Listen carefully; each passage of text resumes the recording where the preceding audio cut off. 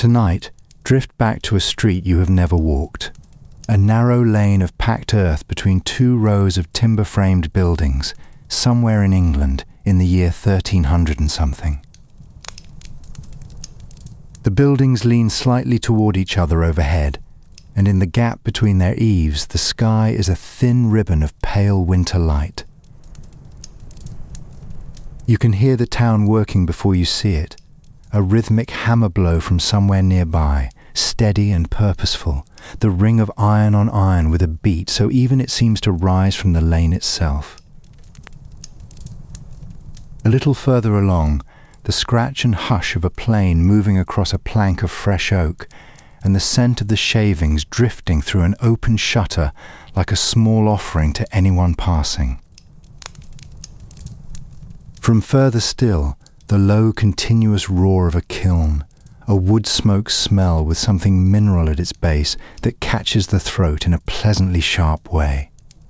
This is a town of makers. Every object in it that can be picked up, worn, opened, poured from, locked, or lit was made by a person in a workshop not unlike the ones along this lane. The bowl on the table, the hinge on the door, the candle burning by the bed, the shoe on your foot, the barrel in the cellar, the window bar, the bolt, the chest, the cup. None of it arrived from somewhere else. None of it was manufactured at scale in a building you will never see, by processes you would never recognize. There is no supply chain stretching across 3 continents, no warehouse fulfillment center, no next-day delivery from a company whose name is a single letter. It was made here, in this town, by someone who knew the material with their hands and who knew, from the weight and feel and the way the light caught it, whether the work was good. These were genuinely skilled people, skilled in the way that takes years and a certain stubbornness to earn.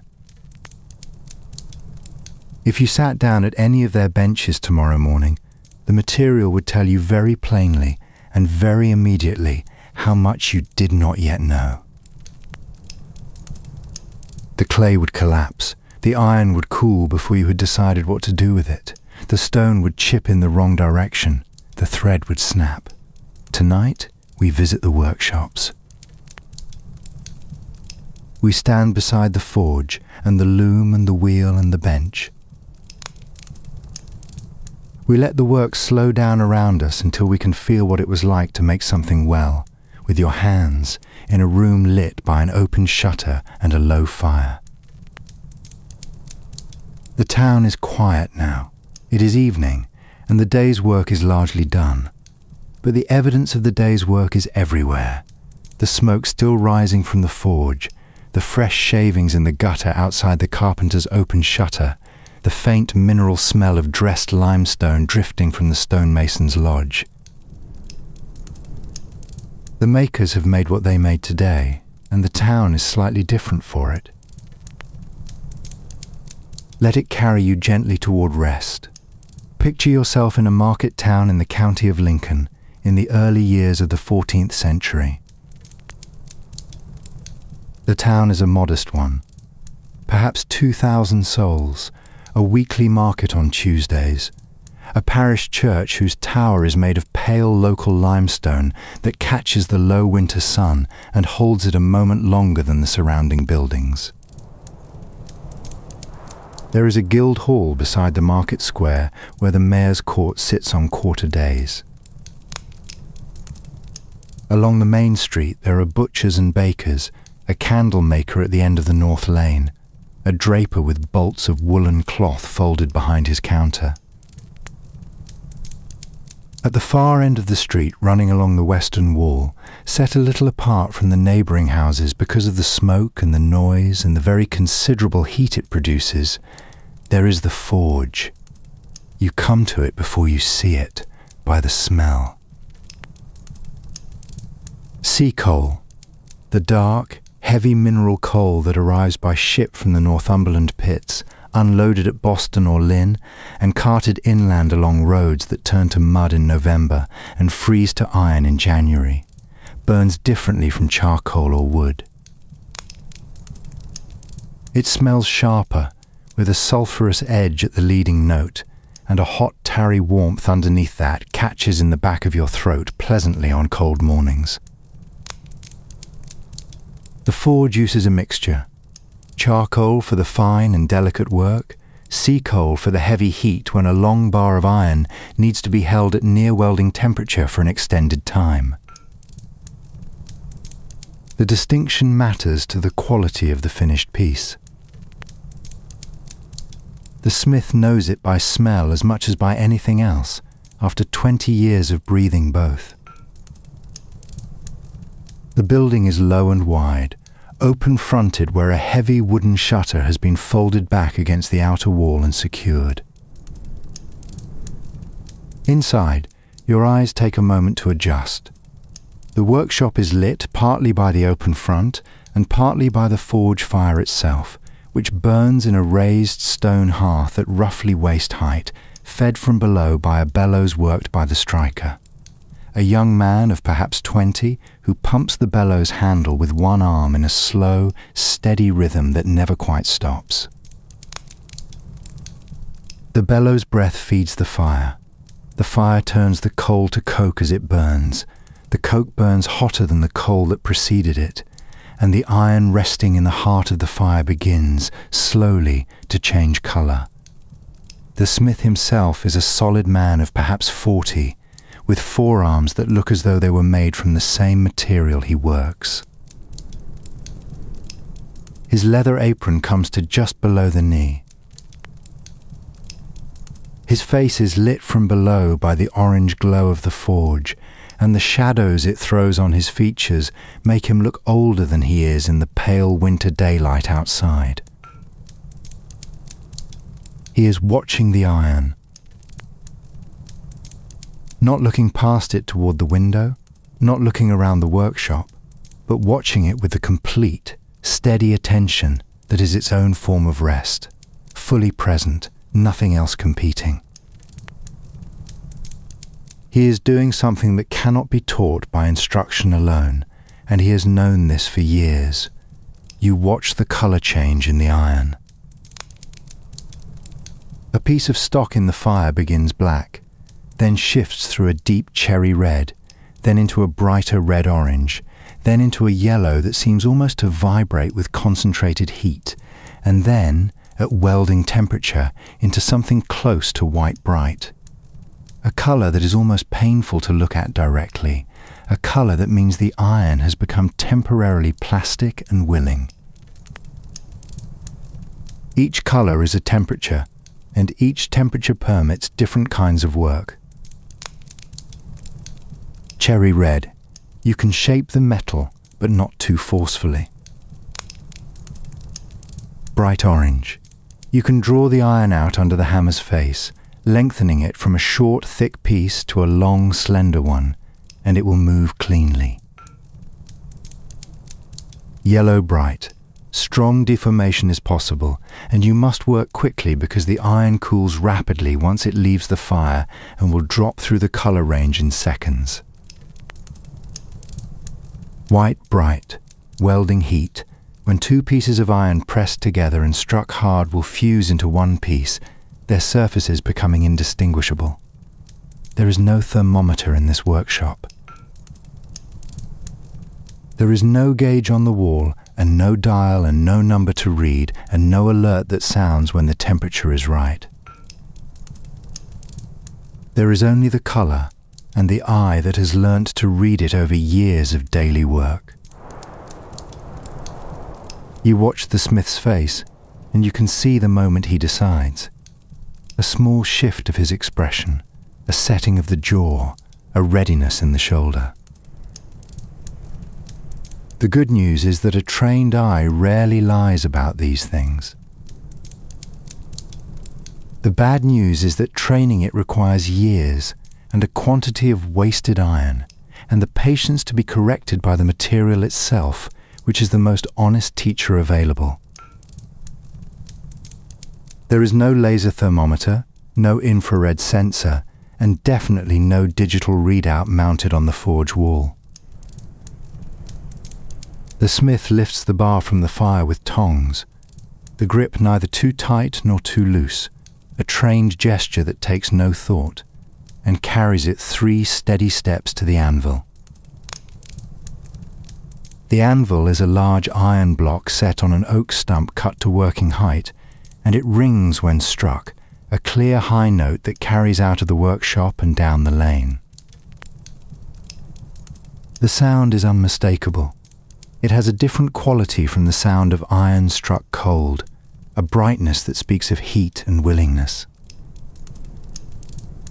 The anvil has a vocabulary, the flat face for drawing and spreading, the bick, the curved horn, for forming bends and making eyes in the iron, the hardy fitted in the square hole for cutting stock, the swage block nearby for shaping specific profiles and rounding square material to circular.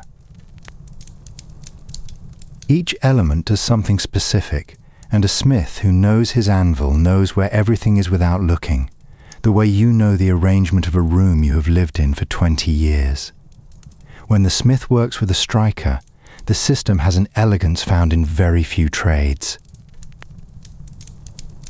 The striker swings a long-handled sledgehammer in response to the smith's smaller hand hammer. The smith's hand hammer directs the work. A tap in one position says here, a tap at a slightly different angle says shift. The striker's sledgehammer follows, landing where the hand hammer indicated, driving the iron in the intended direction. It is a conversation conducted entirely in blows, without a word spoken, and a good striker and a good smith build a rhythm that sounds, from outside the forge, almost musical. A steady alternation, the small hammer quick and precise, the large hammer decisive and measured, both following the iron's willingness at each moment. The striker here has worked at this forge for 2 years, and his blows fall with a precision that speaks of long acquaintance. The townsmith's work is distinct from a village blacksmith's work in character and variety.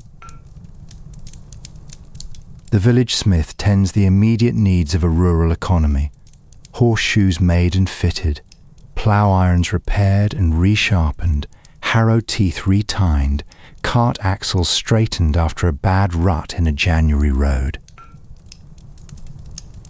His work is maintenance and repair, done quickly and practically on material that is already shaped and merely needs attention. The town smith, working in a market town with a population dense enough to sustain specialization, makes ironmongery for the built environment, the hinges for doors and shutters and sea chests and grain store doors, the bolts and latches and locks that secure property, the window bars of the counting room and the merchant's warehouse, the staples and rings and hooks and brackets that hold the town's physical fabric together through daily use. And nails of every required size, from the small tack that fixes a leather strap to a board to the long spike that holds a house frame post, made by hand on a nail header in quantities that never quite satisfy the demand that buildings and ships and barrels and furniture and fences perpetually generate. Now picture yourself standing over the nail header doing this. You take the iron rod. You heat the tip to orange in the forge. You take it to the anvil and hammer the tip on 4 faces to a rough point, rotating the rod a quarter turn between each blow. You have the point. You reheat the length just behind the point to the right color. You set the nail in the header, a small iron block with a hole of the right diameter drilled through it, and allow the hot rod to sink through the hole to the right depth. You hammer the upper end to a head, 3 blows, 4 blows, a quick rotation to clean the edge. You have made one nail. It takes perhaps 3 minutes when you know what you are doing. You will make several hundred today. There is no factory, no machine, no preformed blank, no bin of identical hardware ordered from a warehouse catalogue and delivered to the door. Every nail used in every building in this town was made by a person, one at a time, in a workshop like this one, by someone whose attention went into each piece. No nail machine, no box of 500 identical wire nails from a hardware warehouse, no delivery van bringing them on a Tuesday morning. The work on the bench this particular morning is a set of strap hinges for a new warehouse door being built along the quay. The smith has made strap hinges hundreds of times, and his hands know the shape before his mind has consciously decided anything. The long strap is drawn out from the iron bar by hammering under the sledge, the striker following the hand hammer's direction as the bar is moved along the anvil face and gradually elongated and flattened. The eye is then formed, the end of the strap heated and bent over the bick, wrapped around a mandrel, a tapered rod, to form the barrel of the hinge, the circular element the pin will pass through. The hinge plate at the other end is squared and the fixing holes punched. Both leaves are set together over the pin and tried for fit. The pin must be snug but not binding, so the door swings with ease and without rattle over years of daily use. Scholars who study medieval metalwork note that the quality of surviving examples is often surprisingly high. The great hinges on cathedral doors, the fitted locks in major museum collections, the iron window bars of 13th century buildings still standing. All of them show a level of technical control that speaks of experienced, capable work. What is easy to overlook is that this came from the hands of one person in a small workshop, without mechanical assistance, in variable light and uncertain fuel supply. The good work is good because the person who made it understood the material, its grain, its responses to heat at each temperature, the resistance that tells you the iron is ready, and the softness that tells you it has been held too long.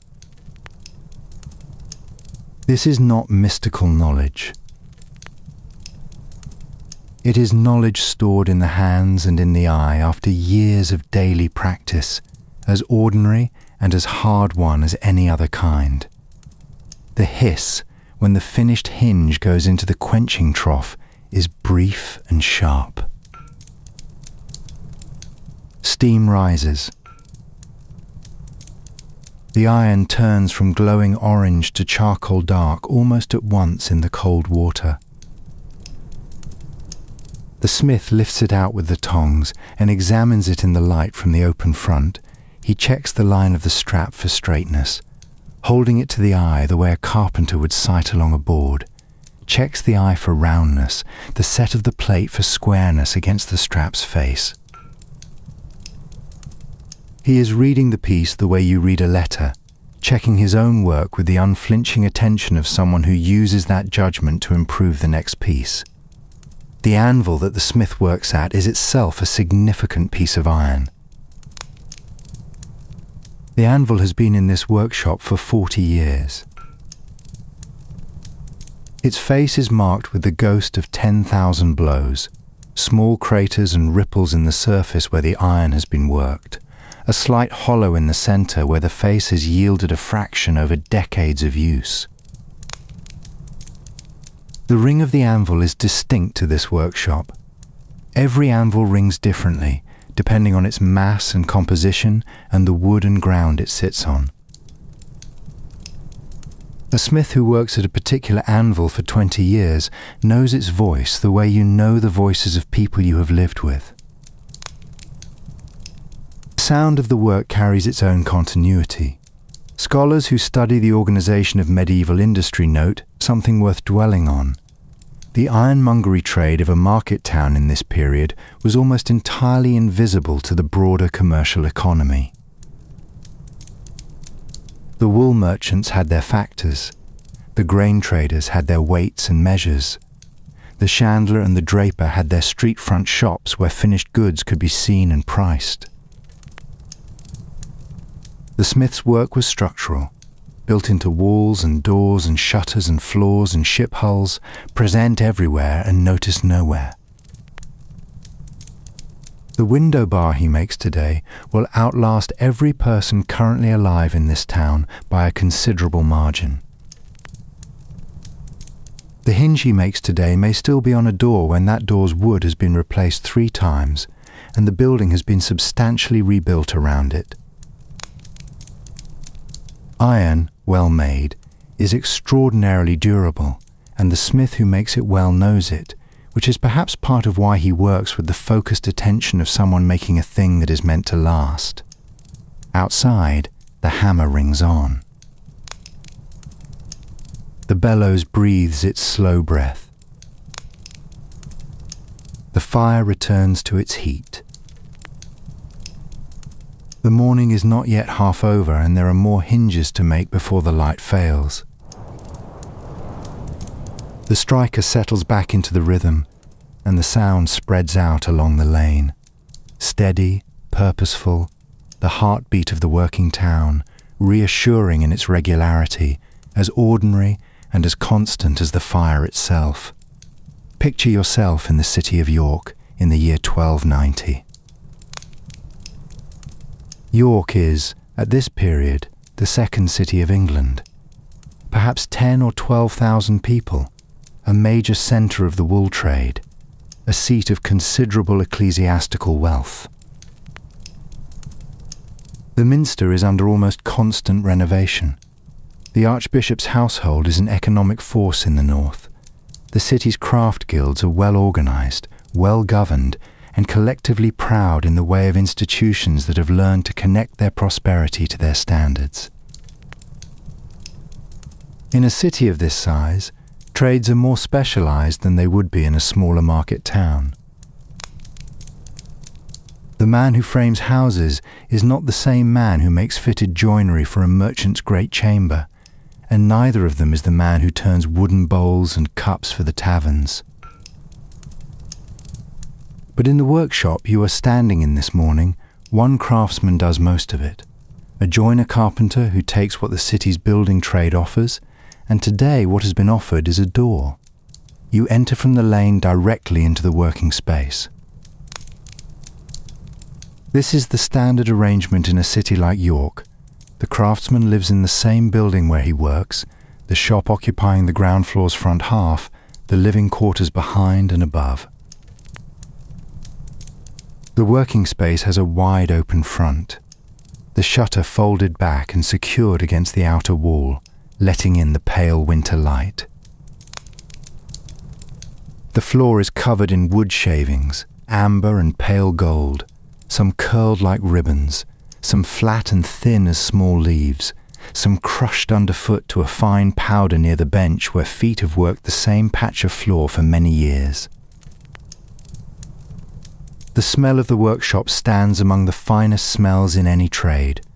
Fresh oak has a faint tannin quality, slightly sharp and almost vinegary, mixed with the lanolin scent of the beeswax the carpenter rubs on the sole of his plane to help it glide cleanly, and beneath these two the deeper, quieter smell of seasoned timber that has been stored in the workshop for months, waiting to be cut.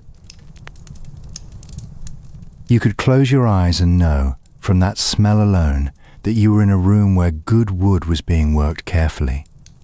The door being made this morning is for a house on the north side of Petergate, the home of a wool merchant who has done well enough in recent years to rebuild his frontage in better timber and a wider door. The commission is for a door wide enough for 2 people to pass without turning sideways, framed in oak, with vertical boards held in a mortise and tenon frame and secured throughout with wooden pegs. The merchant has paid half the price in advance, which is standard in York in this period for bespoke work of this size. There is no online order portal, no standard catalogue to choose from, and definitely no next day delivery. There is the carpenter, and the merchant, and a handshake, and a deadline. Picture yourself beside the bench as the carpenter begins with the frame. He has been seasoning this particular oak for 2 years. It came from a stand of woodland in the Vale of York and has been stored under cover in the workshop since the felling. 2 years is not as long as he would prefer. Well-seasoned structural timber should ideally have 5 years of careful drying, or more, before it goes into a permanent frame. But 2 years will do for a door frame, because green oak moves as it dries, and the joinery he uses is designed to work with that movement. You cannot prevent wood from moving as moisture leaves it. You can only design so that the movement tightens the frame rather than splitting it. This is not a compromise. It is an understanding of the material, the kind of understanding that does not come from a manual and cannot be taught in a single season. The mortise chisel is a heavy tool with a thick blade designed to be struck with a mallet. The carpenter marks the mortise, the rectangular socket that will receive the tenon, using a marking gauge, a small block with a scribing pin drawn along the timber's face to scratch 2 precise parallel lines. Then the chisel goes in at the waist side of the line. The mallet drives it down through the fibres of the wood, and the waste breaks free in chunks. The carpenter pares the mortise walls clean with a lighter, sharper chisel, working slowly to the line, checking with his thumb that the walls are flat and the corners are crisp. The tenon is offered up and tried repeatedly, snug but not forced. Forcing damages the wood fibres and creates stress around the joint that will eventually cause it to fail. A good fit is achieved entirely by paring, by removing thin shavings of wood with a controlled hand, not by driving or hammering. The patience required is part of the skill, and the patience cannot be separated from it. The drawbore peg is worth dwelling on because it is one of the small marvels of the trade. The assembled mortise and tenon joint is drilled through both members with an auger, but the hole through the tenon is drilled at a slightly offset position, a small fraction of an inch closer to the joint's shoulder than the corresponding hole through the mortise member. When the oak peg is driven through the combined holes, the slight offset draws the tenon toward the shoulder, compressing the joint. As the wood dries over the following months and the tenon shrinks slightly, the peg maintains the pressure and the joint holds. The assembly is as sound after 5 years of drying as it was on the day of making. Sounder, in fact, because the movement of drying wood has worked in the joint's favour. No glue is required for this. No screws exist in this form. No iron fastener crosses the joint at the load-bearing point. The joint is held by geometry alone, by the wood's own properties, understood, used, and trusted. Definitely no structural epoxy in a tube to rescue a poorly fitted joint. Just the peg, the offset, and the long-term willingness of oak to do what it was asked. Scholars of medieval timber framing have noted that this approach, designing with the material rather than against it, sounds like a romantic principle until you recognize it is strict economics. A joint that fights the material will eventually fail, and a failed joint in a house frame costs timber, labor, and time to repair. A joint that works with the material succeeds reliably and costs only the precise amount of careful cutting required. The romanticism and the pragmatism, in this case, arrive at the same destination by the same road. The carpenter does not think in these terms, of course.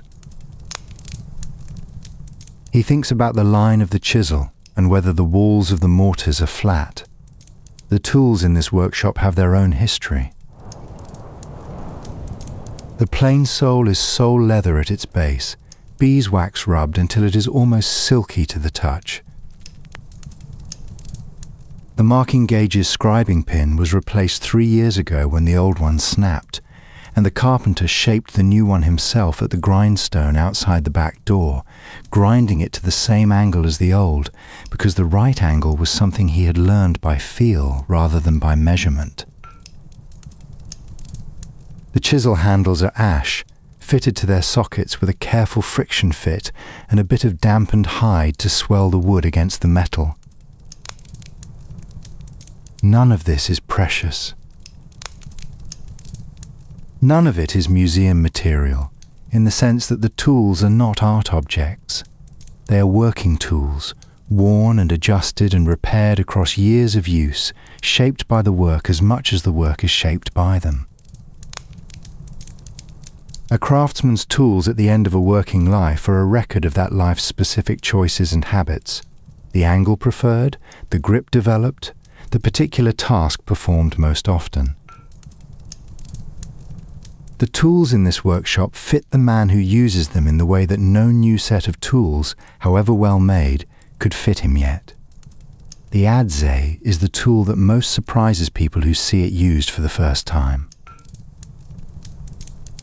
The blade curves downward from the handle, the opposite geometry from an axe, and the carpenter swings it between his own legs, dressing the flat face of a board with a series of overlapping cuts that remove high spots and leave the surface gently rippled, smooth enough for most practical purposes without the slower work of the plane.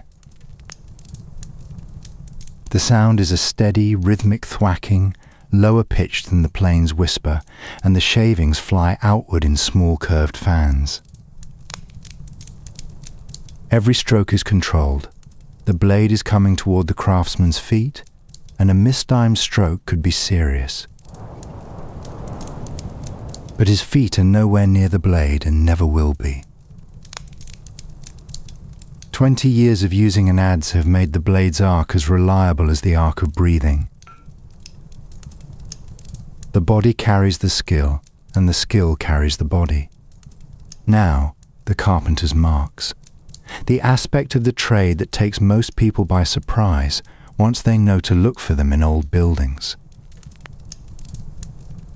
Every major timber assembly, a hall roof, a warehouse frame, a market cross, a large gate, is made entirely in pieces in the workshop, then dismantled, transported to the building site on carts, and re-raised there.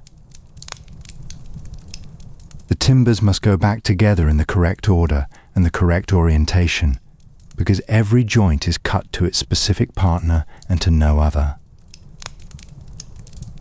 The mortise in one post was cut to receive the tenon of one specific beam, and the joint fits because those two pieces were cut together. Another beam's tenon will not fit it cleanly. So before the assembly is taken apart for transport, the carpenter marks every piece. The marks are simple, geometric symbols cut into the wood in consistent positions. A single notch near the foot of a post, a double notch at the second, a V shape, a cross with a stroke through one arm.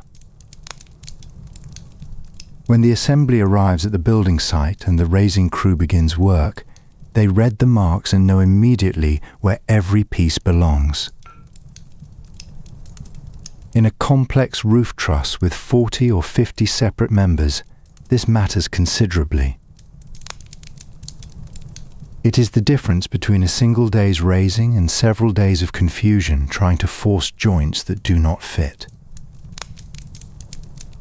The system is entirely in the marks. The marks are entirely in the carpenter's head before they go into the wood. The carpenter's personal mark, distinct from the assembly marks and uniquely his, more elaborately geometric, goes on any piece of work that leaves the shop and might later be disputed.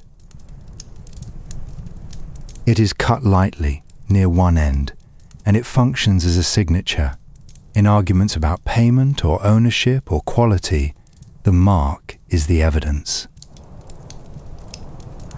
Some carpenters' marks appear across dozens of buildings in a single city's records, tracing a working life through the physical fabric of the place.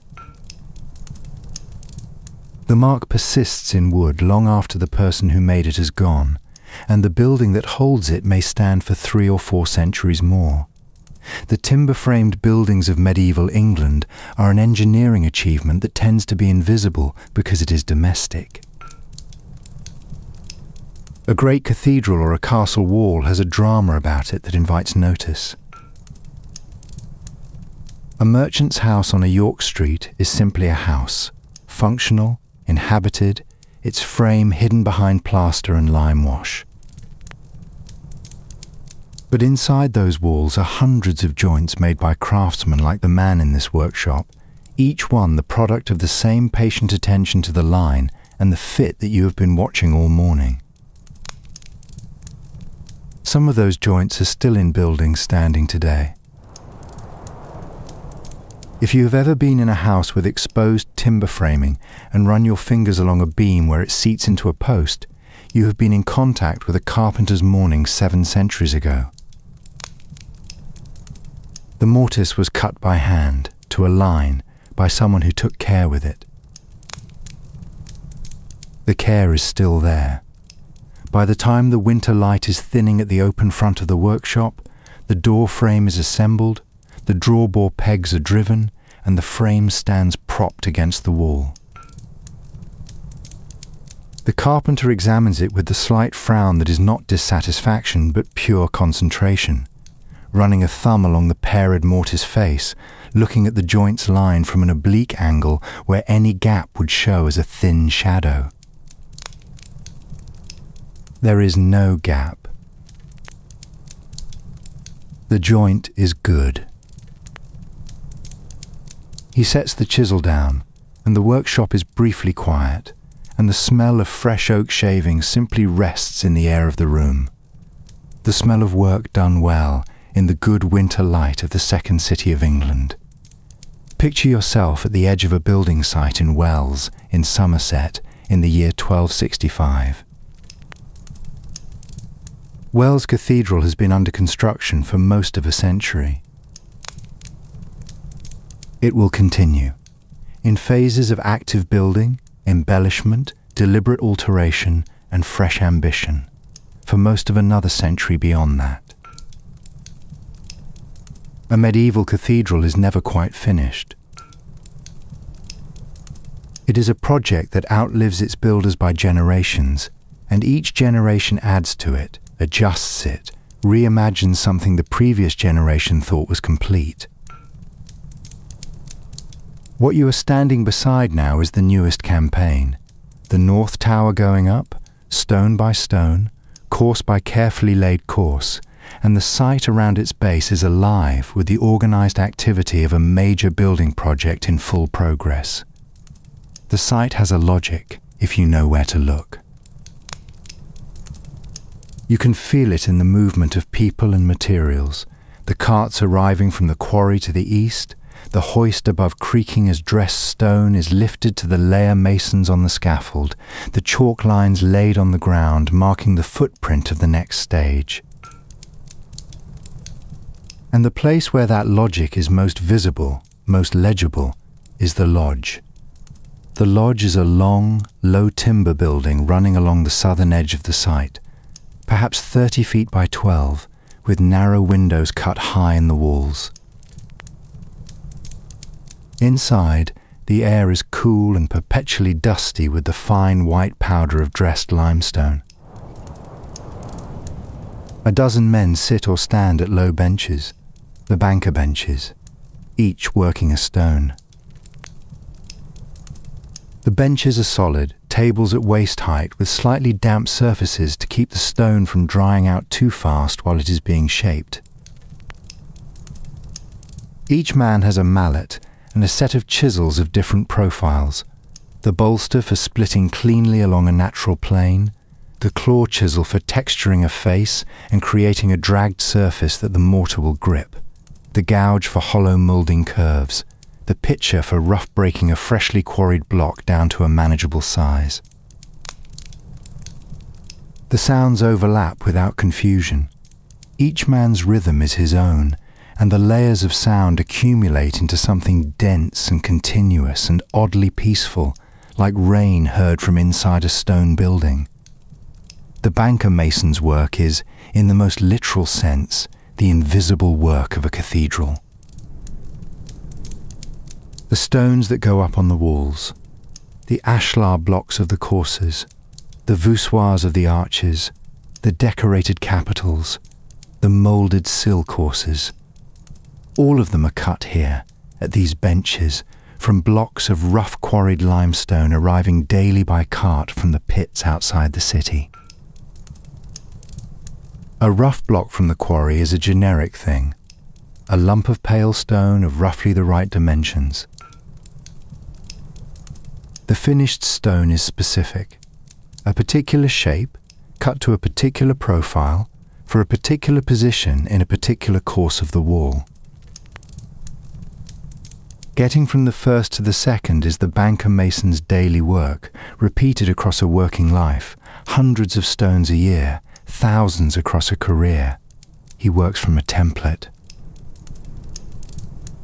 The template is a thin board, oak, sometimes lead sheet, sometimes a piece of stiff oiled cloth stiffened with linseed, cut to the exact profile of the moulding this stone must match. All the stones in a single course of moulding are cut from the same template, so they will meet cleanly at the wall without visible steps or mismatches in the profile's line.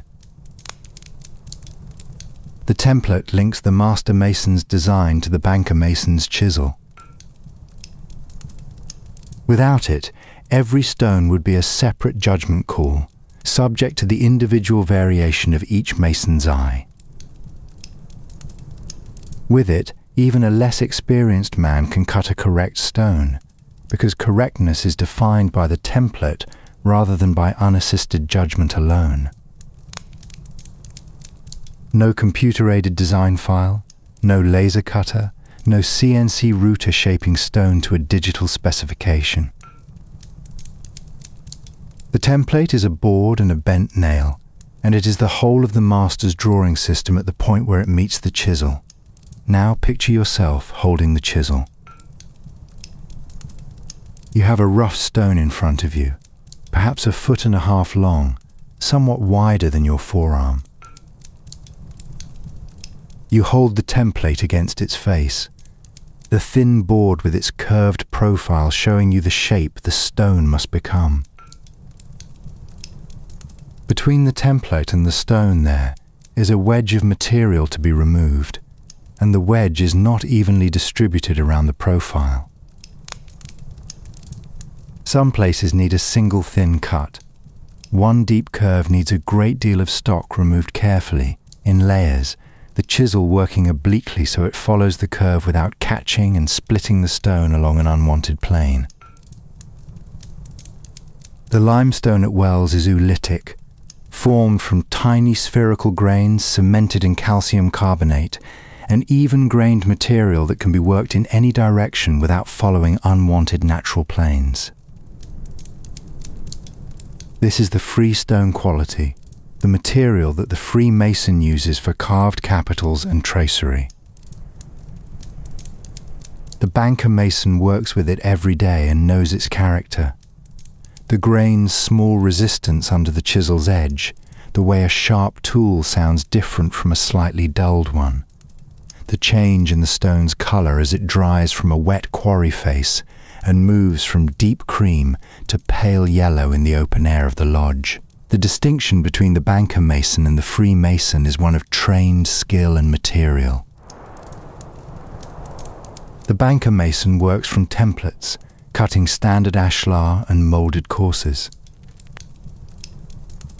The freemason works in freestone, the fine-grained oolitic limestone that can be carved in any direction, producing the capitals, the window tracery, the decorated bosses at vault intersections, the human faces looking down from the arcade with an expression somewhere between serenity and mild judgmental surprise.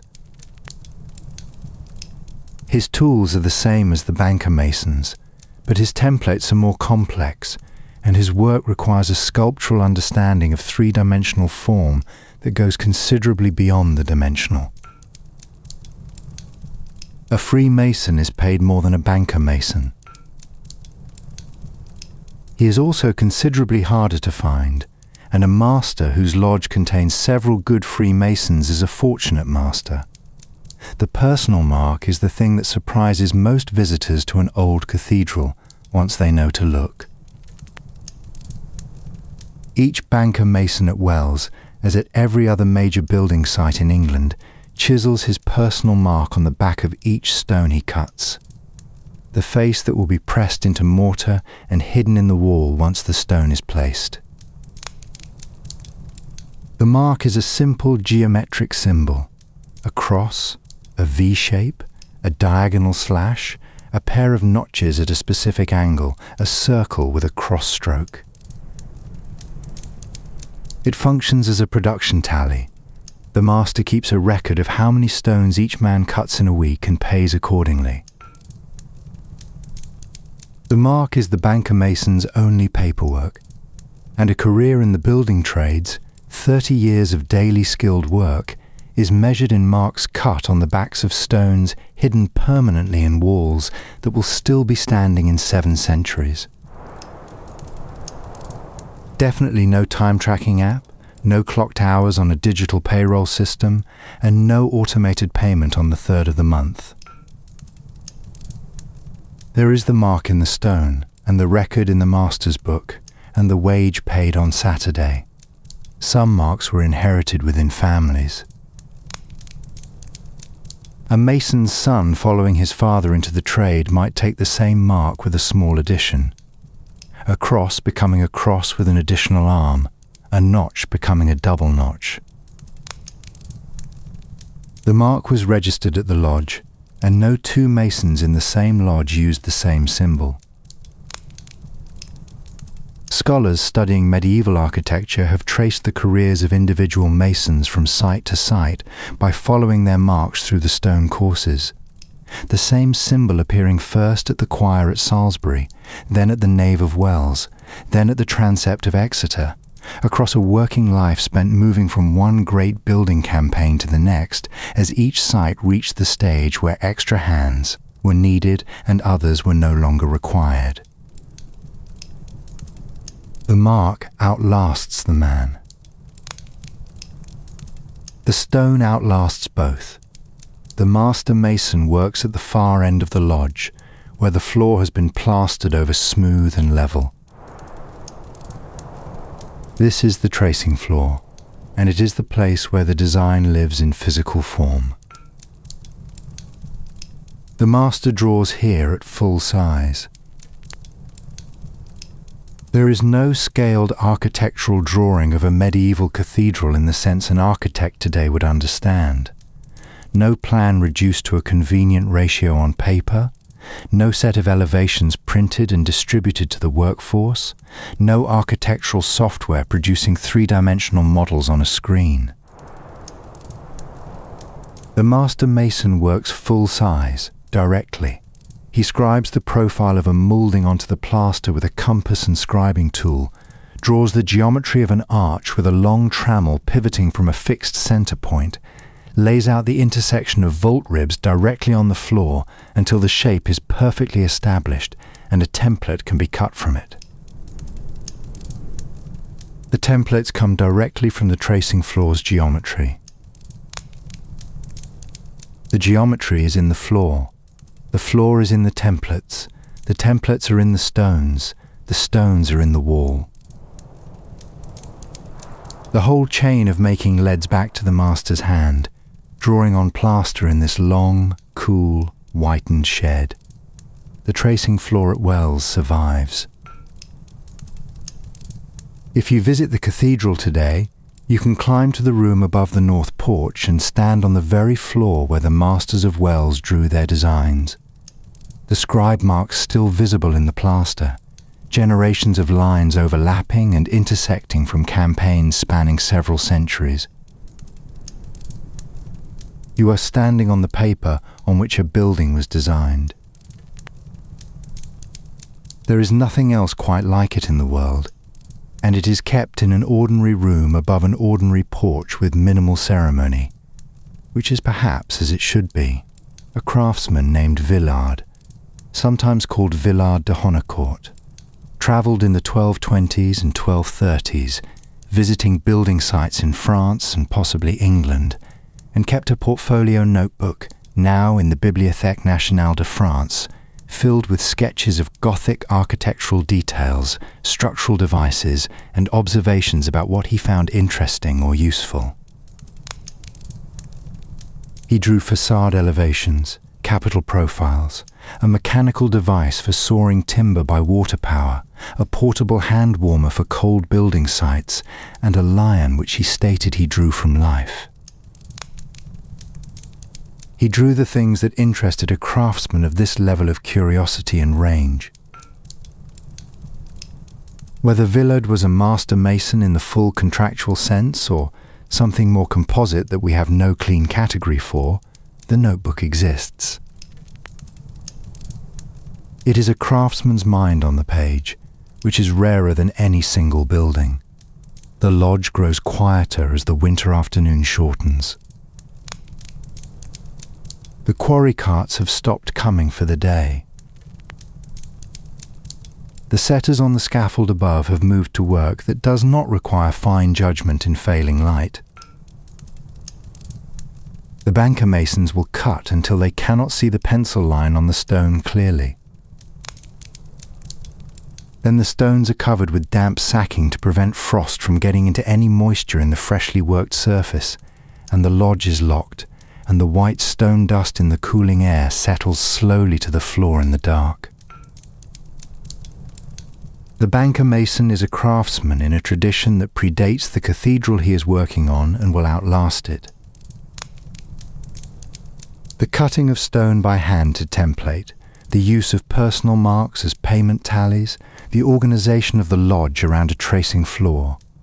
These are features of major building operations documented across Europe from the Romanesque period onward, and they persist with surprising consistency well into the 15th century. The methods are conservative because they work. A stone cut correctly to a well-made template will fit its wall course cleanly, will bear its load without cracking, will survive the weathering of centuries. The methods are conserved not out of resistance to change, but because no better method for this specific task has been found. When better methods are found, when the steam-powered stone saw and the mechanical hoist and the standardized scaffold appear in the 19th century, the old methods go. Until then, the lodge works as it has always worked, and the stones go up one at a time. You stand for a moment in the quieting yard and look up at the tower above. Course upon course of pale limestone, each stone the work of one pair of hands, each marked with its maker's sign on the face that will never be seen. The mark that was for counting, not for admiration. The mark of a craftsman who understood that the work mattered even when the worker was invisible, which is most of the time, which is almost always, which is how most good work is done. Settle yourself in the village of Cheam, in Surrey, 7 miles south of London, around the year 1305. Cheam is a village, not a town, but it has a specialization that makes it more consequential than its size suggests. It is a pottery village. The clay beds in the surrounding area are excellent. A fine-grained, red-firing material with a good plasticity and a consistent chemical character, neither too lean nor too fat, that produces a strong, well-vitrified pot when fired to the right temperature. London, 7 miles north, needs pots in large quantities. The city's growing population uses them, breaks them, and needs more. Cooking jugs, storage jars, pitchers, drinking vessels, the wide bowls used for dairy, the costrel. A round flask with a loop for hanging, used by field workers to carry their daily portion of ale. The potters of Cheam supply a portion of that steady demand, and have done so for long enough that the trade here has developed its own character and quality. The workshop is a single low room, the flagstone floor glazed by years of spilled slip and clay water and wood ash underfoot. At the centre of the room is the kick wheel, a wooden disc about 3 feet across, mounted on a vertical shaft, with a lower flywheel disc the potter kicks to set spinning. The mass of the flywheel provides inertia. Once turning at speed, it keeps turning long enough for the potter to centre and raise a vessel without constant re-kicking. The wheel does not do the work. It holds the work's possibility steady while the potter does it. Clay preparation comes first, and it takes as long as the throwing, or longer. The raw clay dug from the pits outside the village must be wedged before it goes anywhere near the wheel. The lump slapped against the board, folded back on itself, pressed with the heel of the hand, turned 90 degrees, slapped again. The purpose is to drive out air pockets. Air remaining in clay will expand when heated in the kiln and crack the pot from the inside. You can feel a bubble under the palm as a slightly different resistance, a small, yielding softness against the firm consistency of well-prepared clay. You hear it differently too, a faintly hollow note against the solid thud of good material. You stop and work the area, pressing and folding, until it is gone.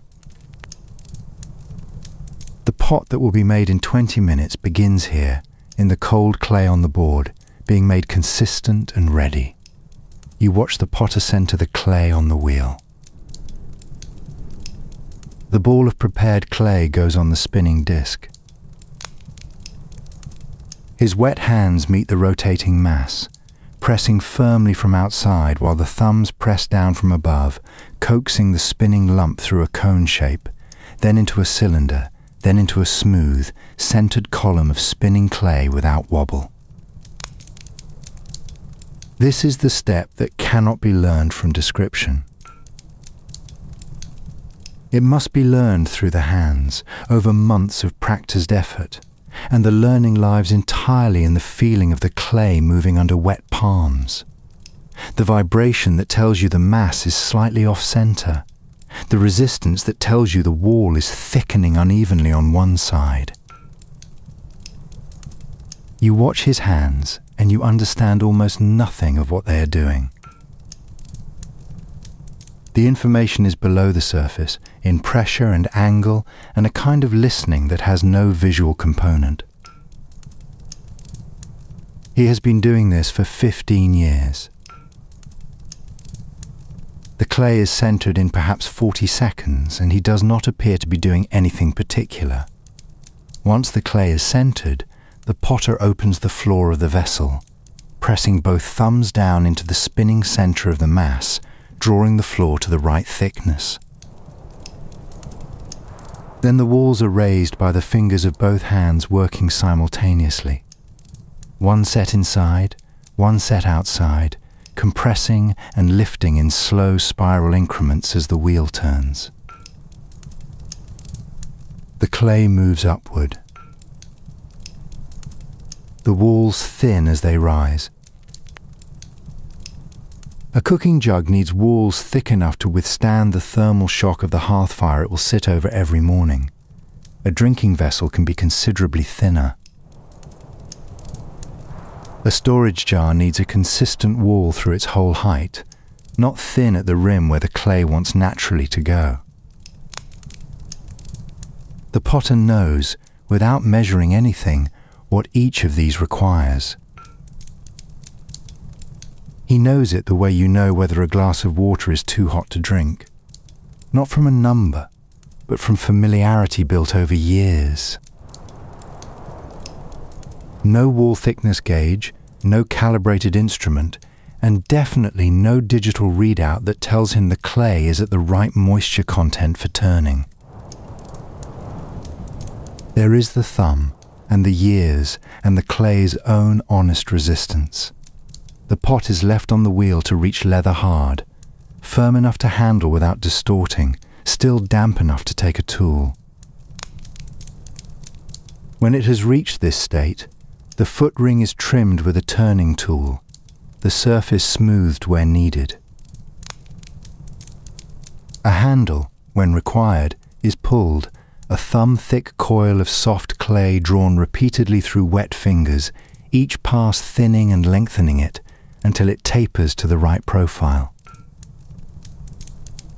It is curved to the required arc and luted onto the body with slip, liquid clay of the same composition, at both attachment points. The slip fuses handle to body as they dry together. They become one piece of material, not two things pressed against each other. The joint, if it is done well, is indistinguishable from the surrounding vessel. If it is done poorly, it will part company with the body at the first use, which is the material's way of giving an honest assessment of the quality of the making. The lead glaze used on most English medieval pottery of this period is what makes these vessels functional as containers for liquid. Lead oxide, or galena, lead sulfide, a naturally occurring ore, is mixed with water to a thin, paintable liquid and applied to the leather-hard pot by brush or by light dusting of dry galena. When the kiln reaches temperature, the lead compounds melt into a glass, creating a continuous glassy coating across the vessel's inner and outer surfaces. This layer makes the pot impermeable to liquids. A small addition of copper compounds to the glaze mix produces green. Iron-rich clay fires to amber and brown through the transparent glaze. The olive greens and warm ambers and ochre browns of surviving medieval English pottery are the colours of these materials responding to these temperatures as reliably as they have always responded. Scholars note that the archaeological evidence for lead glaze in English medieval pottery is extensive and secure, documented from hundreds of excavated kiln sites across the country. The individual specifics of how each workshop mixed and applied the material vary and are not always recoverable. What is clear in the surviving pieces is the degree of care, forms that are controlled and consistent, glazes that are deliberately managed. This is the product of a skilled trade, not an accidental one. The potter's range of forms is also worth appreciating, because it is not narrow.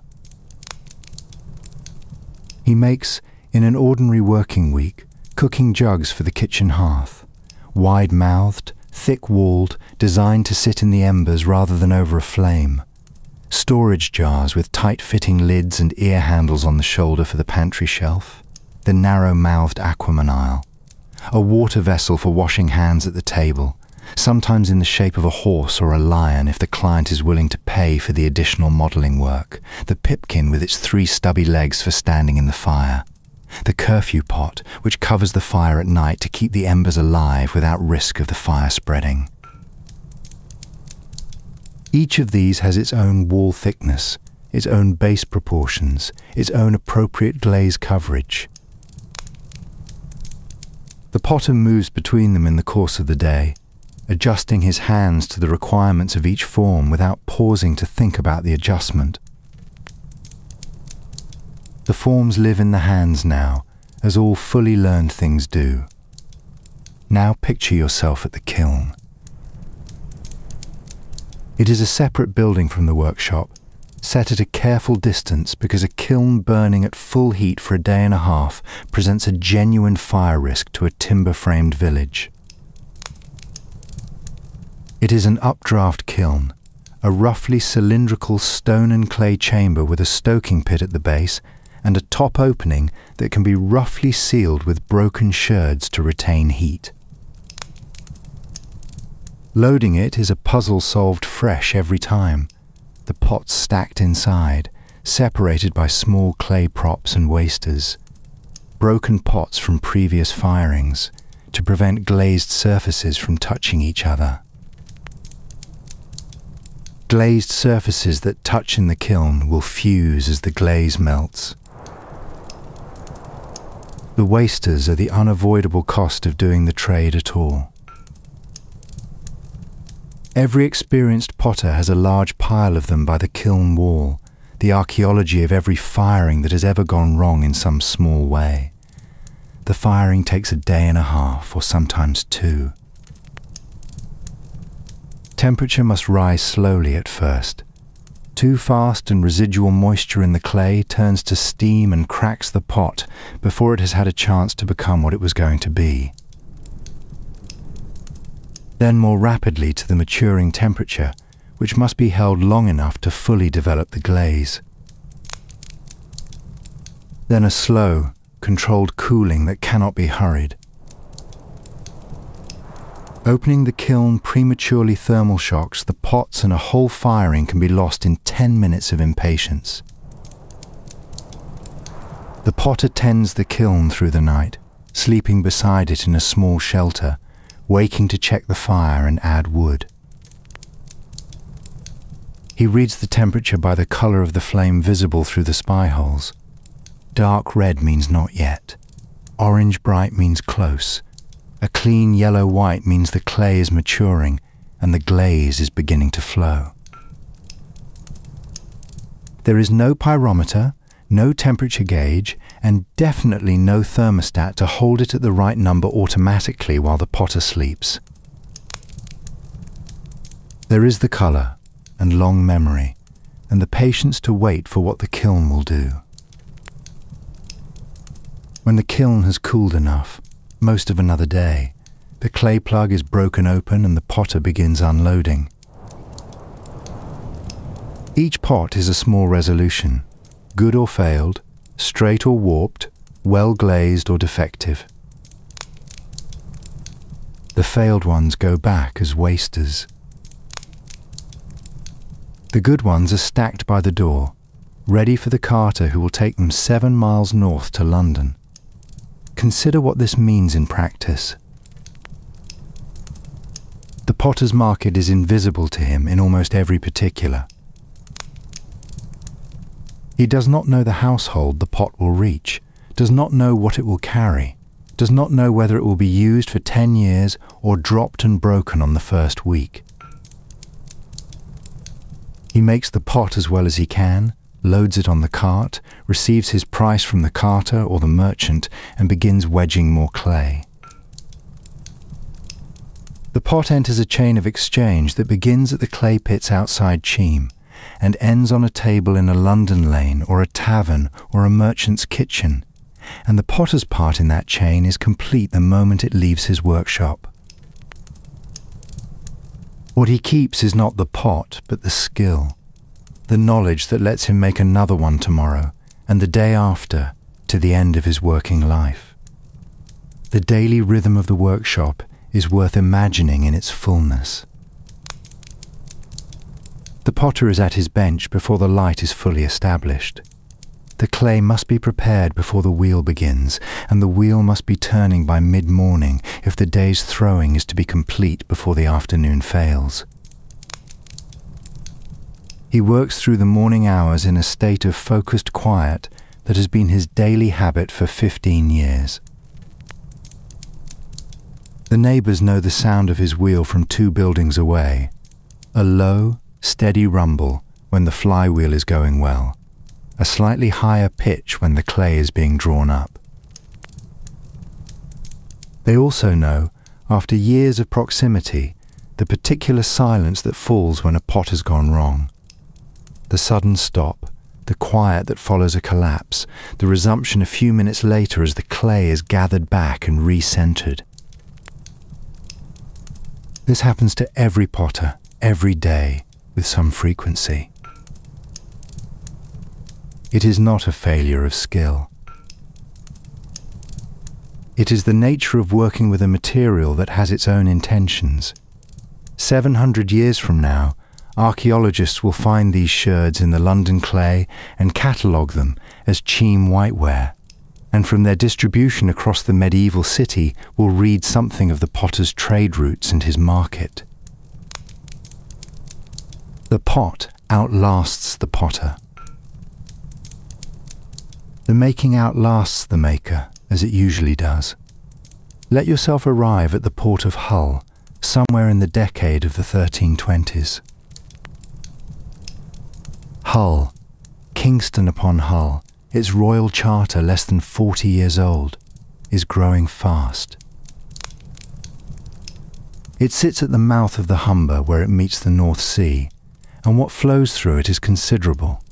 English wool going east to Flemish weavers, dried fish coming in from the Baltic and the Norwegian coast, grain and timber from the Baltic ports, wine from the Rhine and the Low Countries. Every commodity in the medieval trade economy moves through Hull in some volume, and every commodity that can be moved in a barrel is moved in a barrel. The co-opper, therefore, is one of the most practically necessary people in the town. Not the most visible. The merchants have the fine houses and the market gets the crowds, but among the most indispensable. Without the barrel, the herring rots on the quay. Without the barrel, the wine sours in the hold. Without the barrel, the salt fails to reach the salting sheds. Without the barrel, trade in volume becomes exponentially more difficult to sustain across any distance at all. The co-opper's yard is along the quay, between the loading crane and the saltfish warehouses. It is partly outdoor, a wide open yard where barrels are assembled and permanent hoops driven on, and partly a covered workspace where the fire pot burns and the stave bending takes place. The smell of the yard is its own composition. The sharp freshness of oak shavings from the drauk knife work, the smoke of the fire pot, the salten sea that permeates everything within a quarter mile of this quay, and beneath these the warm, slightly sweet smell of the barrels themselves, a smell made of the oak and whatever the barrel previously held. A wine barrel retired from long service still carries the memory of that wine in its grain. A herring barrel is unmistakable from 20 feet away. The yard smells like commerce stored in wood, which is more or less what it is. The stave is the foundation of the trade, and it is worth understanding from the beginning.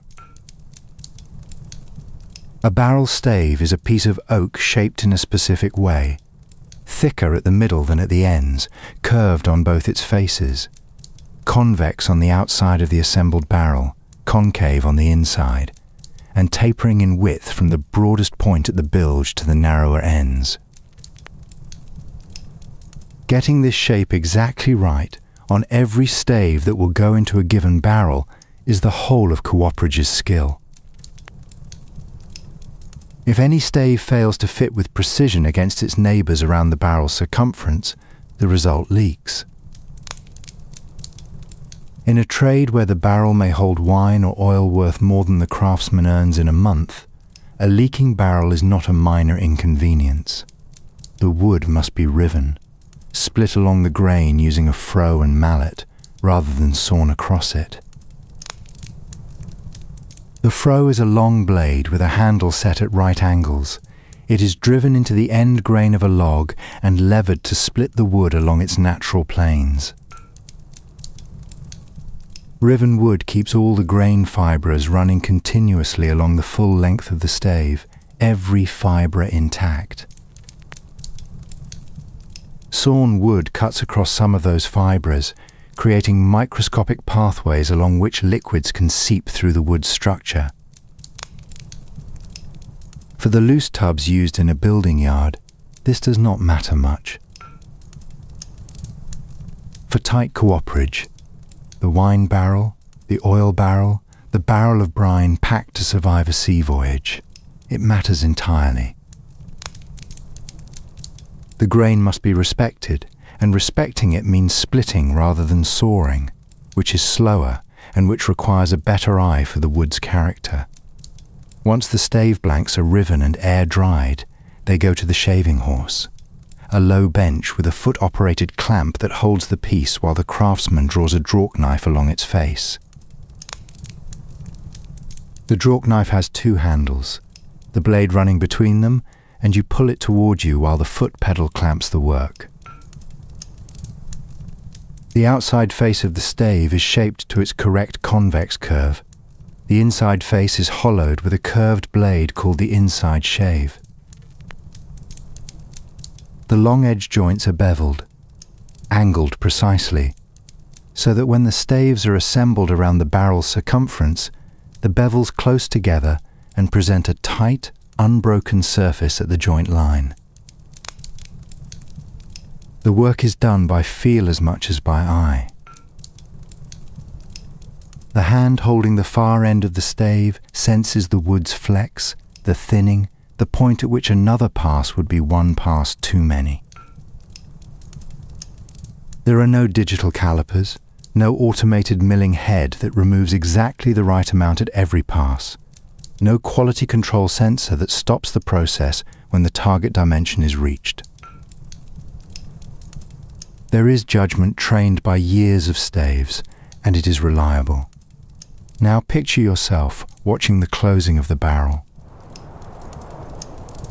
The staves have been assembled around the barrel head in a rough bundle, held temporarily by the truss hoop, a loose iron ring that keeps them standing upright. At this stage, the barrel looks improbable. The staves splay outward at both ends, fanning away from the central bulge. They need to be drawn in at both ends, bent inward, and they will not do this cold. Oak at room temperature is too stiff to bend without cracking. This is where the trade's central skill becomes visible, the thing that makes the co-op's craft distinct from any other woodworking trade. Fire raising is the trick. The assembled stave bundle is set over a small fire pot, a shallow iron vessel of burning charcoal, and the heat rises up through the staves as the bundle turns slowly over it, warming the wood. As the oak warms, it becomes willing to flex. The stiffness that resisted bending gives way to a plasticity that will accept it. The truss hoops are driven progressively downward toward the barrel's ends as the wood softens, drawing the staves inward. The creaking of bending oak is audible, a long, low protest that resolves gradually into compliance.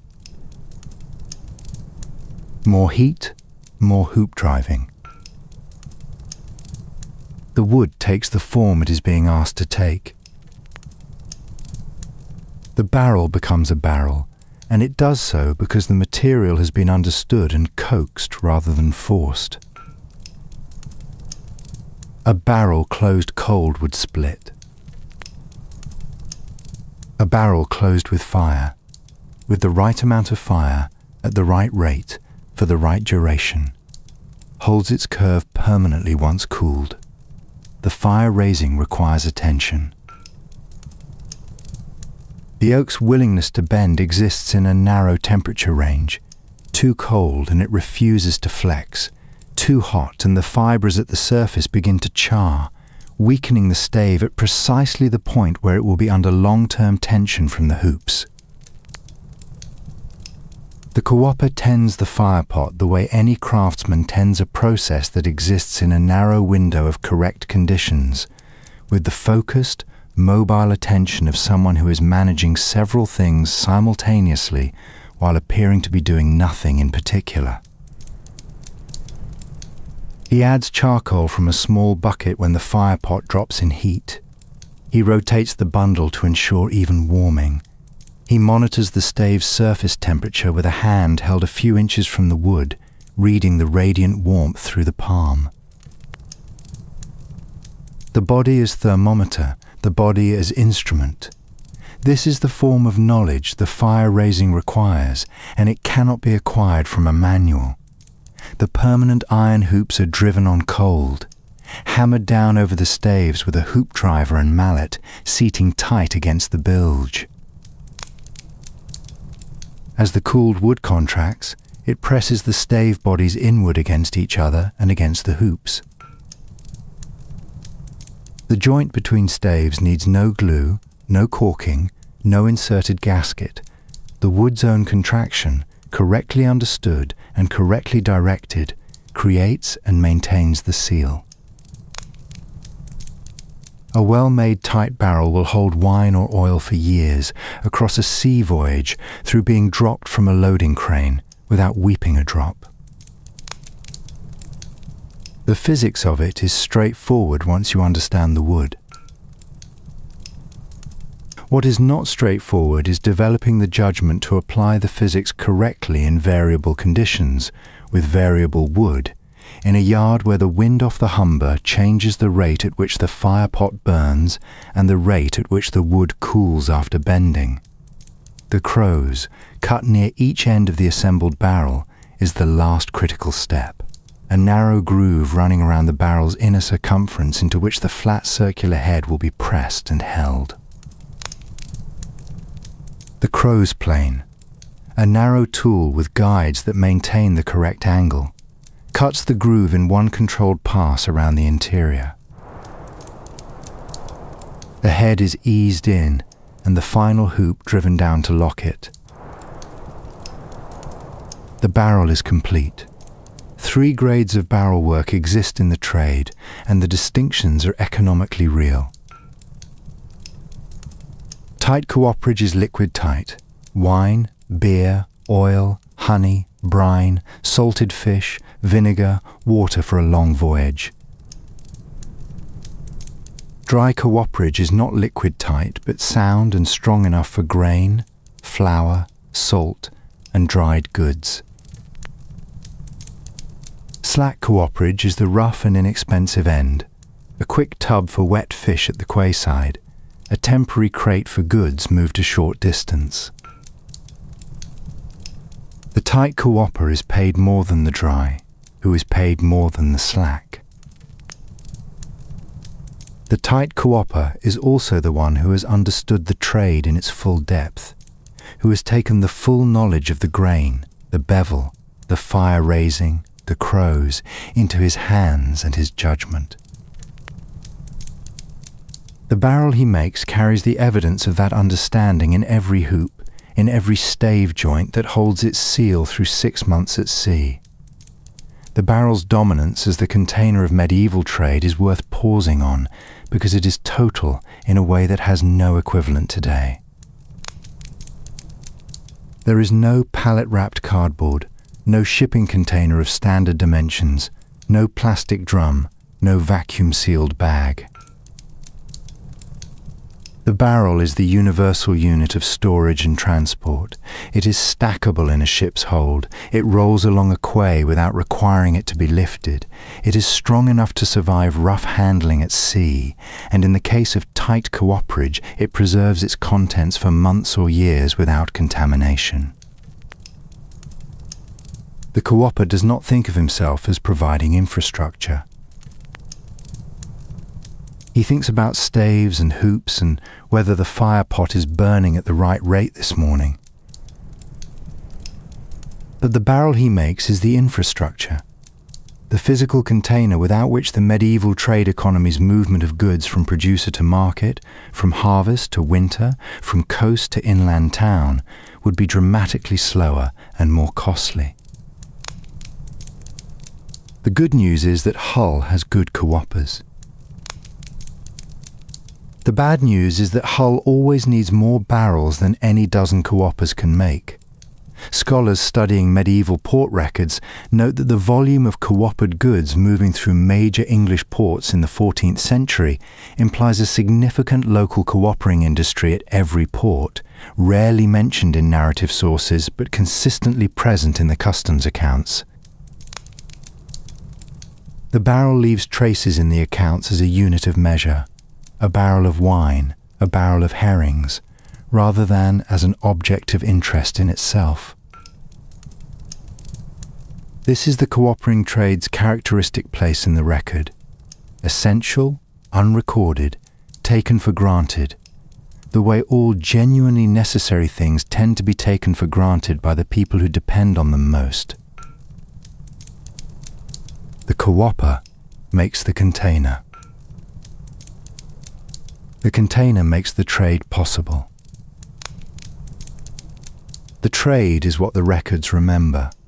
Standing in the co-opper's yard at the end of the working day, with the finished barrels stacked against the warehouse wall and the fire pot cooling to ash and the smell of the yard settling into the low tide air, you might notice something about the work that has been done here. Each barrel in that stack represents perhaps 2 days of skilled labour. The riving and shaving of the staves, the bending and closing, the hooping, the crowsing, the heading. 100 staves cut and fitted together into a vessel that holds 40 gallons of wine without weeping a drop, from here to Bordeaux and back. The work is not beautiful in the way a carved capital is beautiful. It does not invite admiration. You look at a barrel and see a container. You see the wine or the herring or the salt that will go into it. You do not see the grain of the wood, or the precision of the beveled edge joint, or the knowledge that went into getting the fire raising right on a cold morning when the oak warmed more slowly than expected. But it is all there, in the barrel, in every barrel, in the stack against the wall. The craft is the container. The container holds the world's goods. This is what the co-opper's trade means. You are on Cordwainer Street in London, mid-century, the 1340s, the city's shoemaking quarter at its busiest. The street takes its name from the trade that dominates it, the cordwainers, the makers of new shoes from new leather. This is the heart of London's shoemaking quarter, and the smell of the street is worth noting. Fresh leather, the sharp acidic note of recently tanned hide, mixed with the beeswax that every cordwainer uses in quantity, and beneath these two the deeper, slightly sweet smell of the leather's own oils. The sound of the street is the sound of hand tools on dense material, the regular puncture of the awl driving through a carefully marked hole, the faint squeak of waxed thread being drawn through that hole, the soft slap of leather being coaxed over a last. You enter the workshop. It is the ground floor of a narrow building, the front counter folded down to display the finished shoes to anyone passing on the street. It is a small space, organized with the precision of long practice, tools on pegs above the bench in the order they are needed, lasts on a shelf along one wall in a range of sizes. Some of the lasts are labelled, a strip of leather with a name scratched into it, pinned to the wooden form. These are the lasts of regular clients. The cordwainer keeps them because the last is the record of a specific foot, the length, the width across the ball, the particular arch, the shape of the heel and toe that no 2 feet share exactly. When that client wants new shoes, they will be built on this last, for this foot and no other. There is no standard sizing in 3 widths, no shelf of pre-made shoes to try on and reject, no online order dispatched from a warehouse and delivered to the door. The shoe is made for the foot. The last is the permanent record of that fact, kept labelled on a shelf against the next visit, which may be months away. The name itself carries its history, which is the kind of thing that gets lost once a trade disappears. Cordwainer comes from Cordoba, in Spain, the source of the finest leather in medieval Europe. Cordovan leather was goatskin tanned with sumac rather than oak bark, producing a supple, close-grained, exceptionally durable hide. The term migrated from the material to the craftsmen who worked it, then generalized to anyone who made new shoes from fine leather. The London cordwainers on this street may not all be working with Cordovan leather on any given morning. English leather of good quality is available and considerably less expensive, but the name carries the memory of a standard, the best material, the best work, the trade at its most demanding level, the leather itself, the primary material of the trade, arrives from the tanner at a variety of qualities and prices. Calf is the finest, pale, fine-grained, supple without being weak, preferred for the uppers of shoes intended for indoor or ceremonial wear where a clean appearance matters. Cowhide is the working material, denser, slightly rougher in grain, more resistant to water, preferred for the soles of all shoes and for the uppers of harder-wearing footwear. Sheepskin is used for the cheapest work. Linings, slippers, shoes made quickly for a market stall rather than for a long-term client. The cordwainer on Cordwainer Street handles all of these in the course of a week and knows each of them differently. The calf's willingness to take a tool impression, the cowhide's resistance to the awl, the sheepskin's tendency to stretch unevenly if cut on the bias. The knowledge of the material comes before the knowledge of the construction. You cannot build well on a material you do not understand. The distinction between the cordwainer and the cobbler is sharp and legally maintained in this period. The cordwainer works only in new leather, making new shoes from cutting to polishing. The cobbler repairs existing shoes, resoles them, patches cracked uppers, rebuilds worn heels. The two trades do not overlap, and the guild ensures they do not. A cordwainer who takes in repair work is in breach of the cobbler's mystery.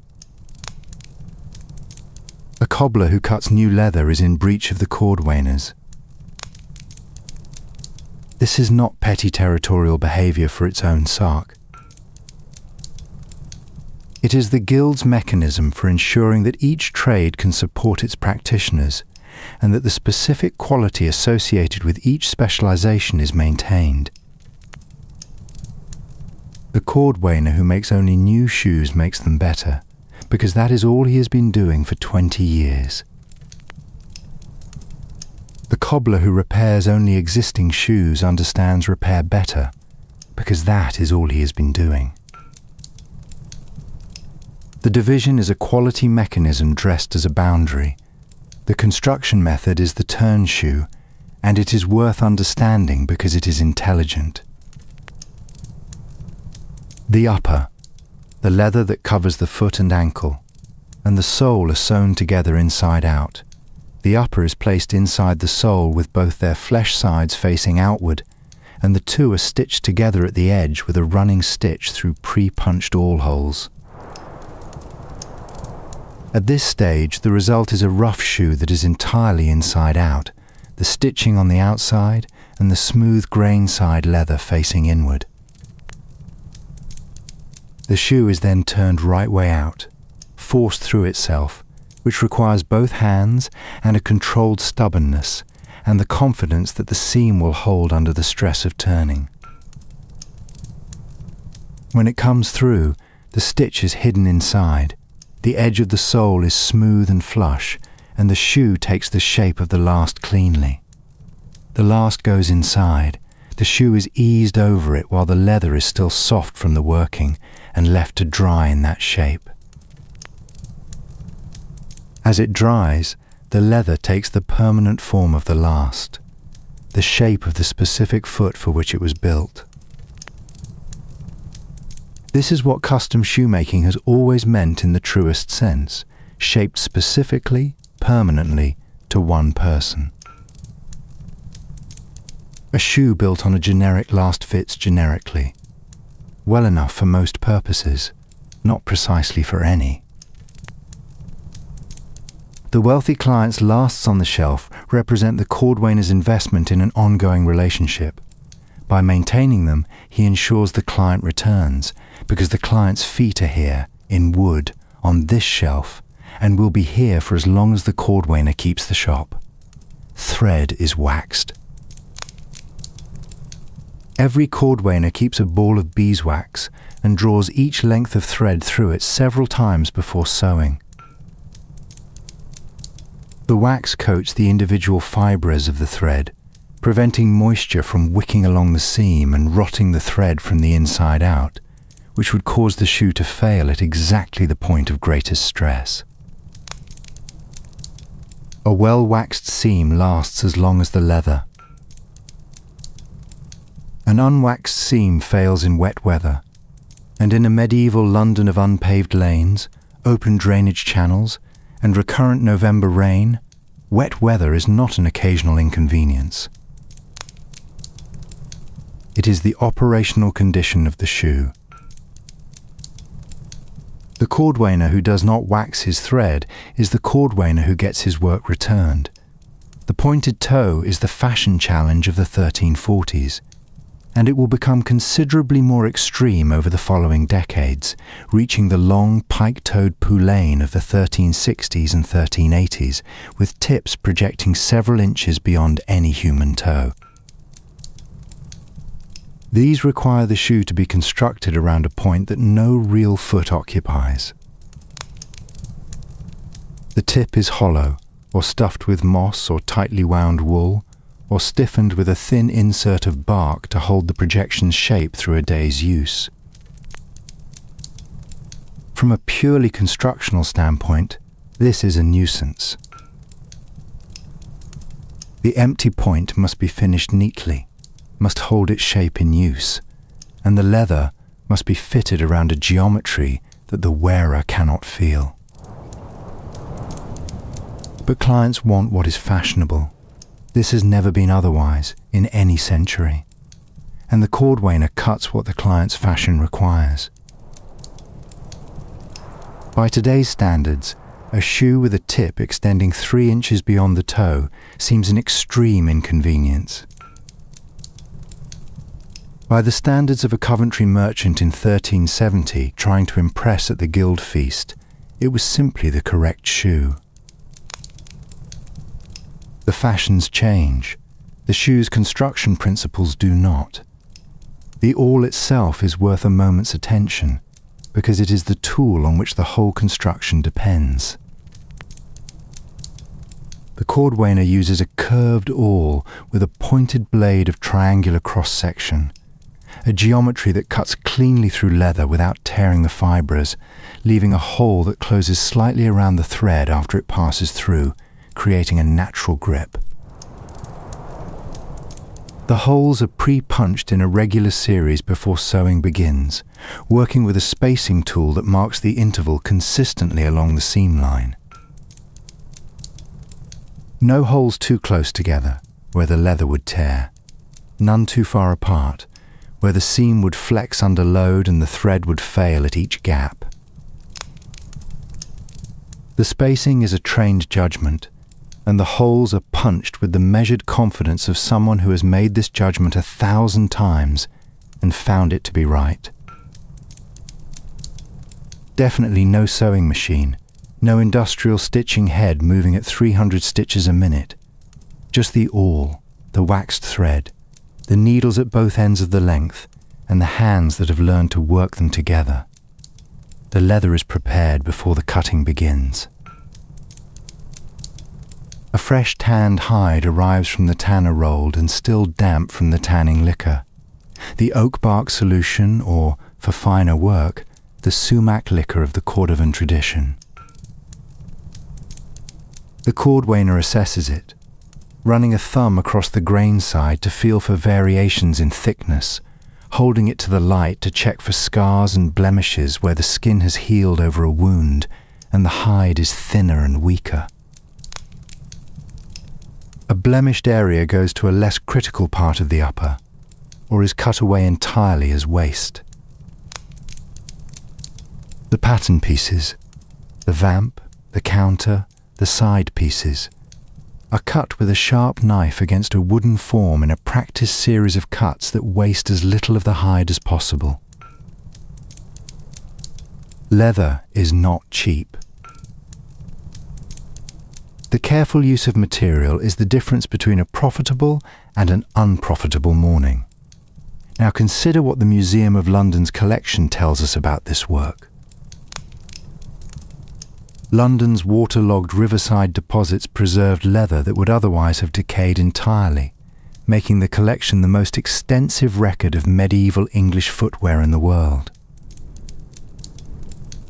The surviving shoes show fine and even stitching. Turnshoe seams are consistently well executed. Some examples have embroidery worked into the upper before assembly. Some have stamped or incised geometric patterns tooled into the leather while it was still damp and workable. These are objects their makers were proud of, objects whose owners wore hard and then discarded, and which have waited in the London clay 700 years to tell us what craft looked like on this street on an ordinary Tuesday in 1345. The tools are put back on their pegs in the order in which they will be needed tomorrow.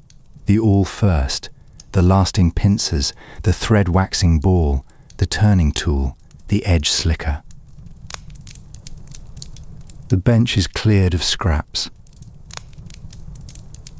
The end of the working day in a cordwainer's shop has a particular quality. The smell of the leather intensifying slightly as the warmth of the day recedes and the tanned hide's own oils come forward.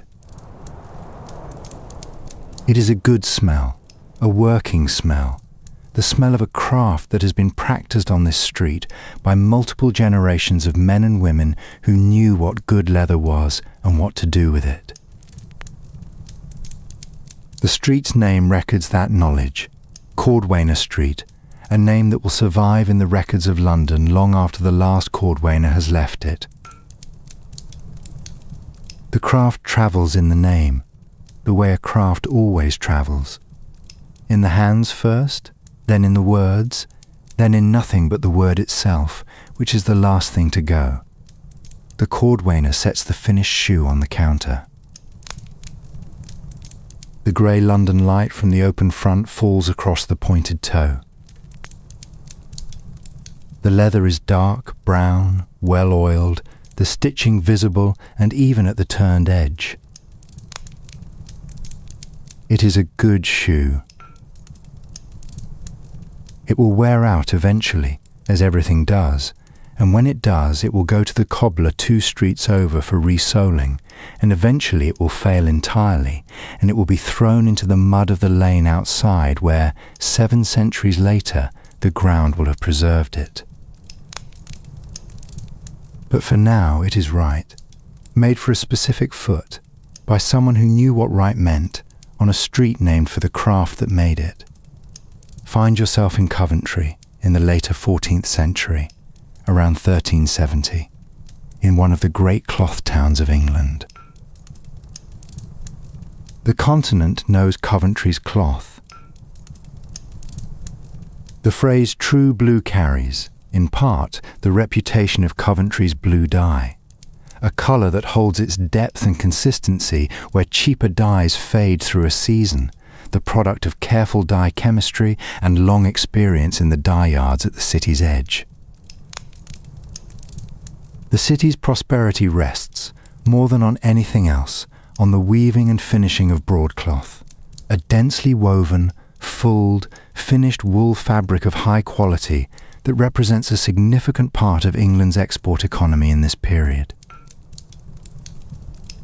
Walk any street in Coventry in 1370, and the sound of the loom is a constant background note underneath the other sounds: the market, the bells, the talk at the well. It is the sound of things being made, steadily, without interruption, all day, every working day.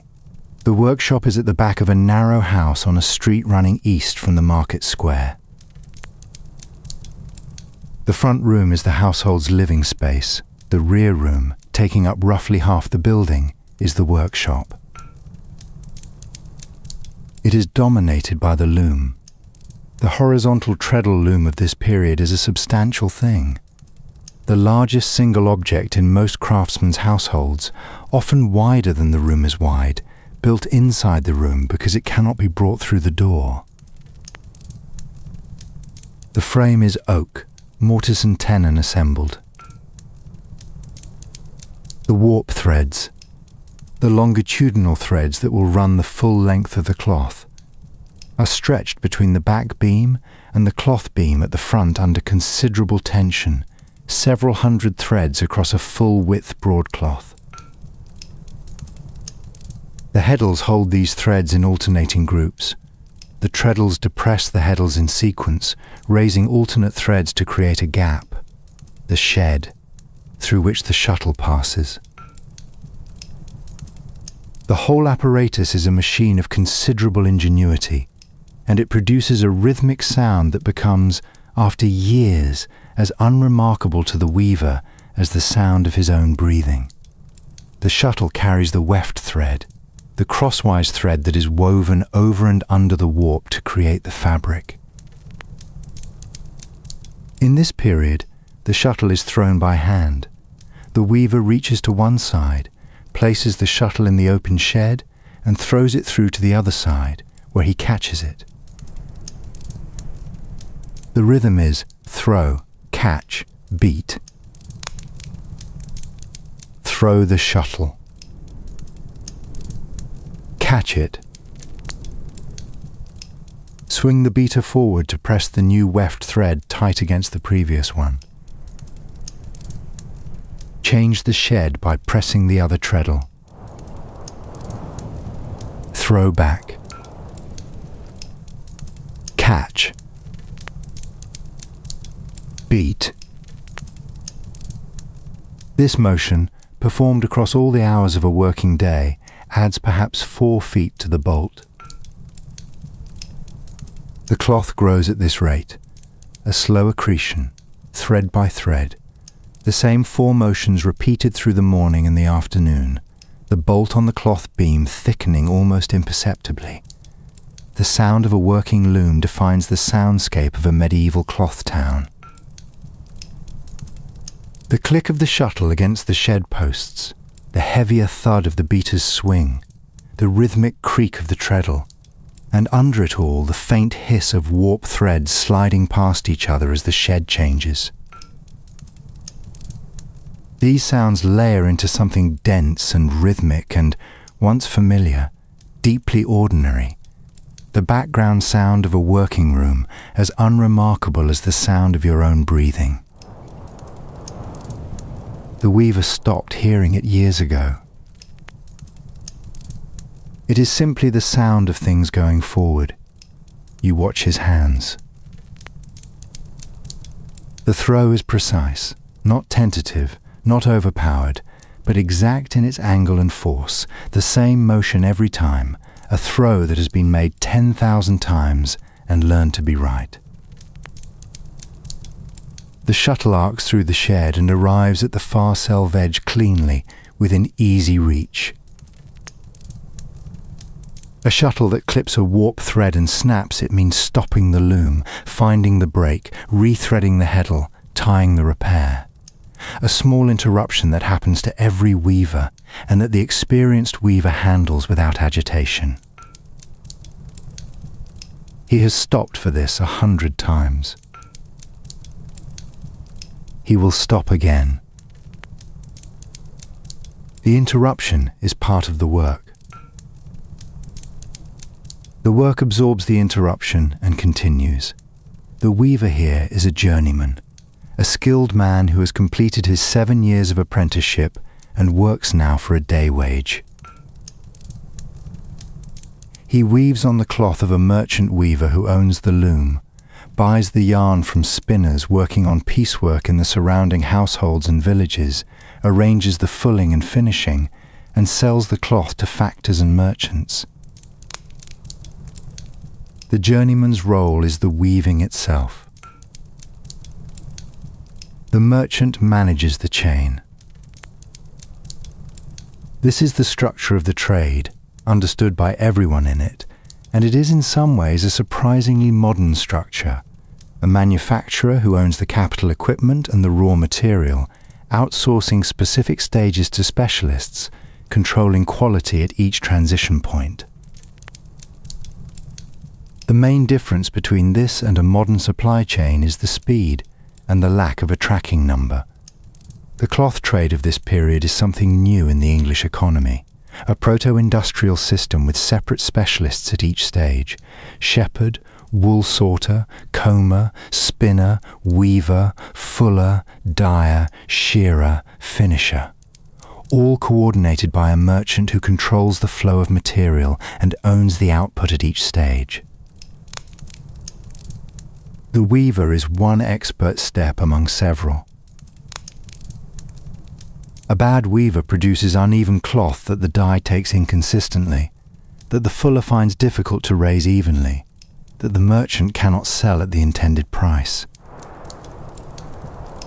The journeyman's skill is the trade's quality at this particular step. He knows it. He was trained to it for 7 years. He will do it well for 30 more. Now picture yourself sitting behind the loom for a moment and watching the journeyman work. You might expect the repetition to feel numbing. It does not once the body has absorbed it. After years of throwing the same shuttle, the action has been taken below the level of conscious attention. The hands work, the feet work, the loom responds, and the mind is free. Not the anxious freedom of distraction, but the quieter freedom of a mind allowed to drift behind a task that will carry itself without needing to be driven. The work becomes a kind of shelter, defined, bounded, known. The world outside the loom is various and unpredictable. The world at the loom is 4 motions and the growing cloth. Many craftsmen speak of this when they speak of their work at all. That full competence creates a space behind the labour, a place where the person can simply be present in the work without being consumed by it. The broadcloth being woven today is a mid-weight wool that will go to the fullers after it comes off the loom, trampled underfoot in a trough of fuller's earth and water to felt and thicken the fibres, then stretched on the tenter frames in the yard outside to dry under tension. The tenterhooks hold the selve edges stretched while the cloth dries to its correct finished width. Tenterhooks, now used to mean anxious suspense when someone is kept waiting for a result they cannot control, began as the pointed iron hooks that held cloth under physical tension as it dried. Selve edge comes from self edge, the woven margin of the cloth that needs no additional hemming, woven into the fabric by the shuttle's controlled return at the edge of the warp. The language of the trade has survived the trade in many places, as fossils of a practice no longer visible. By today's standards, the phrase has lost its origin entirely. Most people who use it have never seen a tenter frame, have no occasion to, and would be surprised to learn the word came from a yard outside a Coventry weaver's workshop where wet broadcloth dried in the winter air. Worsted cloth, named for the village of Worsted in Norfolk, where the technique was established by Flemish weavers who settled there in the later 12th century, is woven from combed long staple wool rather than carded short staple wool. Worsted is smoother and harder wearing than broadcloth, holds a dye more evenly across its surface, and falls differently on the body. The Flemish influence on English weaving runs deep in this period. Much of the technical vocabulary of the trade comes from Flemish sources, and the best English weavers of the 14th century often have worked in the Low Countries at some point, where the broadcloth tradition is older and more developed. The journeyman weaver here may be Flemish, trained, or may have learned from a master who was. The knowledge moves through people. The dyeing of the finished cloth, the stage that gives Coventry its reputation, takes place at the dye yards outside the city walls, where the smell of the woad vats and the mordant baths and the alum solution marks the outer boundary of the city's trade as clearly as any gate. The Coventry blue that will mark this cloth on the international market, the blue that holds where other blues fade, that deepens rather than greying after washing, comes from woad grown locally, mordanted with alum brought from the alum mines of Anatolia or the Tolfa hills in Italy, the chemistry understood by the dyers in the broad principles and in the specific details of their own workshop practice. By the time the cloth comes back from the dye yard to be measured and folded for export, it has passed through 8 or 10 pairs of hands. The journeyman weaver knows this and does not think about it particularly. His part in the chain is complete when the bolt comes off his loom. The rest is someone else's expertise. Scholars of the medieval cloth trade note that the evidence for the organization of production, the merchant weaver system, the distribution of spinning to outworkers, the relationship between weaving and fulling and dyeing, is good from the 14th century onward, well documented in guild records and urban court rolls. The wages paid to journeyman weavers in major cloth towns are recorded, and they are neither lavish nor desperately low. A skilled journeyman weaver in Coventry in this period earns a reasonable day wage, enough to support himself and rent a room, enough to save slowly toward a future. The work is steady. The demand for cloth does not vary much from season to season in a city whose whole economy is built around it. Now picture yourself at the weaver's bench at the end of a winter afternoon, the light from the high window going grey. The bolt on the cloth beam has grown through the day. You would not see the growth if you looked at it every hour. It is too gradual, too incremental. But at the end of the day, measuring the cloth against the marks on the loom's beam, the distance is clear. The journeyman knows to the inch how much cloth he is capable of making in a day under good conditions, and today has been a good day. No warp breaks, no shuttle misfires, the rhythm holding steady from the first throw to the last. A good day at the loom is a day that goes past without being noticed, which is its own kind of accomplishment. There is a word for the weave pattern the journeyman is making today: plain weave, the simplest interlacing, over one, under one, alternating. It is the foundation of broadcloth. Every weft thread crosses every warp thread once per sequence, producing the dense, even structure that the fuller will felt and the shearer will finish to a smooth, close surface. More complex patterns are possible. Twill weaves where the thread passes over two and under one, creating a diagonal line. Damask patterns where warp threads float over multiple weft threads to catch the light differently. The elaborate figured weaves of silk brocades where the pattern is built into the warp's programming.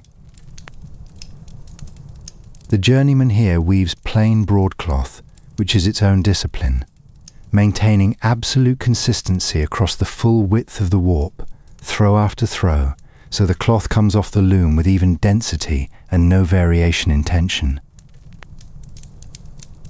Inconsistency in broadcloth is visible at the dyeing and finishing stage and unsaleable at the end.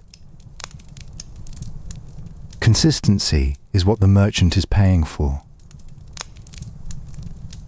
Consistency is what 7 years of training produces. The cloth grows, inch by inch, rolled onto the cloth beam at the front. By the end of a full working day, the journeyman has added 3 or 4 feet to the bolt. 3 or 4 feet of cloth that did not exist this morning, made one throw at a time, in a room that smells of lanolin and warmed wood, and the city outside the window where commerce and craft and the daily work of making go on as they have always gone on, and as they will go on tomorrow and the day after that. It is Bristol, around 1360, a prosperous port and an active one. Bristol is a prosperous port and an active one. Wool and cloth going out by ship, wine from Gascony coming in, iron from Spain, salt from the Bay of Biscay, dried fish from Iceland and the Irish coast. It is also a city that burns a very large quantity of light. Every household needs candles.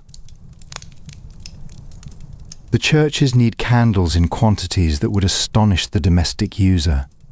The parish of St Mary Redcliffe, one of the wealthiest parish churches in England outside London, keeps altar lights burning through the night and maintains devotional flames before many images of saints, replacing each one before it fails. The wealthy merchant's household burns tallow dips in every room on a working evening and keeps a small supply of beeswax candles reserved for the best occasions and for guests of quality. The modest household uses tallow, 1 candle at a time, and measures the length of its evenings against the height of that single flame. All of these candles are made by the Chandler in a workshop at the edge of the city where the smell can drift downwind away from the better-kept streets. The smell of rendering tallow is its own distinct experience, and it is worth addressing directly because it cannot be described neutrally. Tallow, the hard white fat stripped from slaughtered cattle and sheep and roughly chopped for melting, produces an odour when rendered that is warm and heavy, with an animal quality beneath the fat smell and a slightly stale undertone from older material that has been waiting. A chandler's yard on a warm afternoon, when the rendering pot has been over the fire since early morning, creates a smell that carries a good quarter-mile downwind. In a medieval city, smells are an unremarkable part of daily life. People live with the evidence of their trades and their animals without the modern assumption that manufacturing should be entirely odourless. But even within this general tolerance, the chandler's rendering tends to define its own perimeter. The workshop is where it is for a reason, and that reason is an honest acknowledgement of what the work produces. The rendering process begins with the chopped fat placed in a large iron pot over a low, even fire, a fire that must be maintained at a moderate temperature, not at full heat. The fat melts slowly, releasing the liquid tallow from the solid white connective tissue. The pot must be stirred periodically. Solid residues settle at the bottom and scorch if neglected, and scorched tallow produces candles that gutter badly, smoke excessively, and smell worse than tallow candles need to. The melted fat is strained through cloth into a second vessel, separating the clean tallow from the cracklings and tissue residue. This clean tallow is then returned to low heat and held at a conditioning temperature to even out its consistency and drive off any remaining trace moisture before being allowed to cool to a firm, pale solid in a cellar or a cool outbuilding. Good tallow, well rendered, holds its shape at cool room temperatures, melts cleanly when heated, and produces a candle that burns steadily rather than pooling and drowning its own wick. A tallow candle burns with a soft and mostly steady flame, somewhat smoky in comparison with beeswax and in need of periodic attention from the snuffer. The smell of burning animal fat, warm and domestic and slightly heavy, is the smell of most medieval households on winter evenings. It is a familiar smell rather than an unpleasant one to those who have always known it. The wick requires trimming every hour or so. A charred, thickened wick causes the flame to smoke and flare and eventually drown itself in the pooled liquid tallow around its base. There is no self-trimming wick, no enclosed flame behind glass, and definitely no battery-operated LED that simply holds its light indefinitely without requiring any attention at all. There is the small scissors or the snuffer kept close by, and the habit of checking the flame the way you check a small fire that cannot quite be trusted to tend itself. Dipping is the method for making tallow candles, and it is methodical work of a particular kind. The chandler works at a long frame, a horizontal rod at roughly chest height, from which hang a dozen or more wicks, each a length of twisted cotton or rush fibre cut to the required length. He dips the whole row simultaneously into the melted tallow, kept at a working temperature in a long flat vessel, lifts them clear, and hangs them to cool for 2 or 3 minutes, just long enough for the new layer to set on the previous one without the next dip merely melting it off again. Then he dips again. Layer upon layer, each dip adding a thin coating, each coating adding a small increment of diameter. After 12 dips or more, the candles have grown to a useful size, thick enough to burn for several hours without being consumed in a single evening, slender enough to fit the standard holder.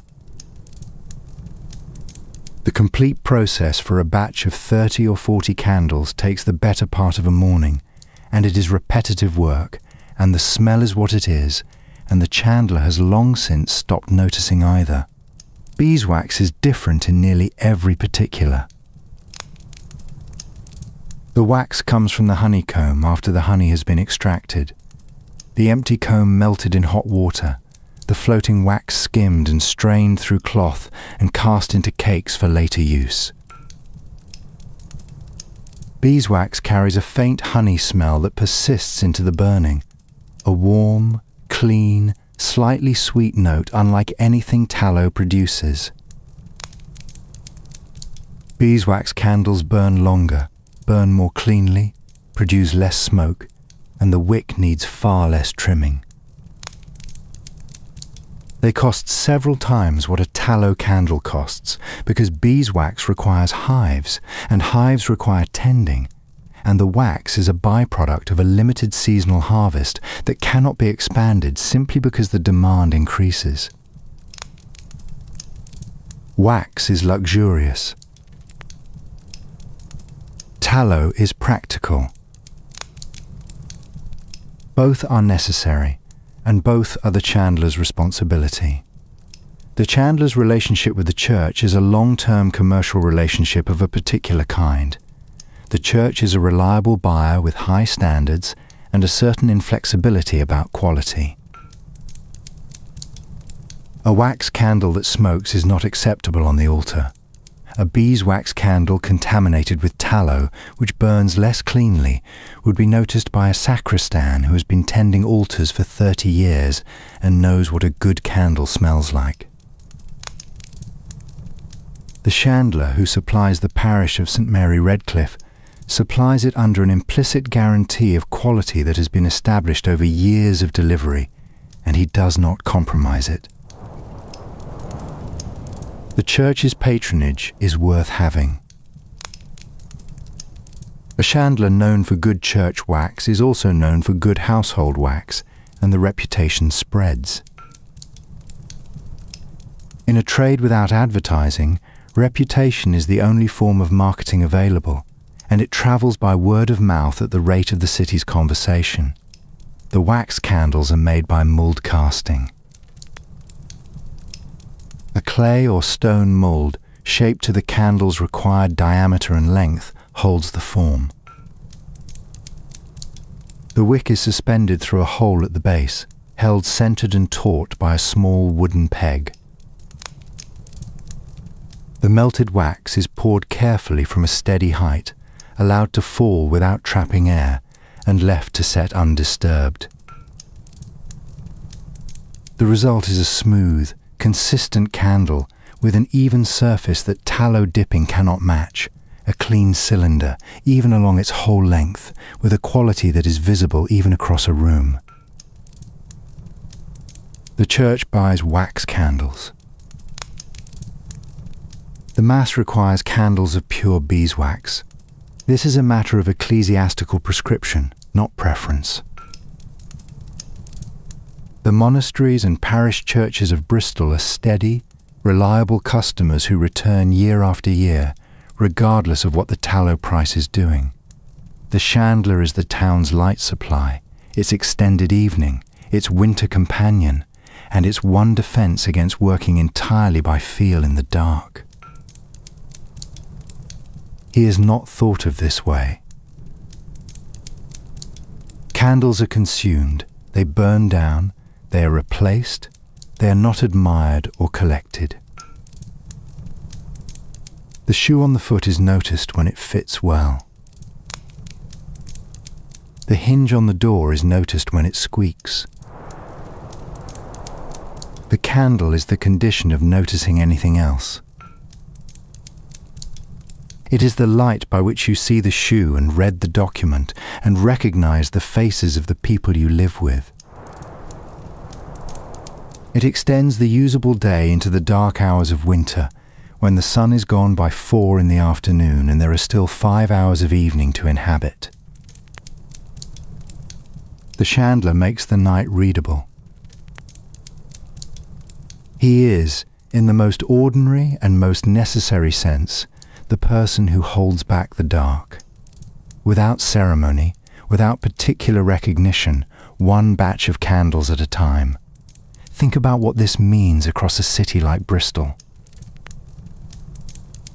The student at his books past dusk, needing one steady candle.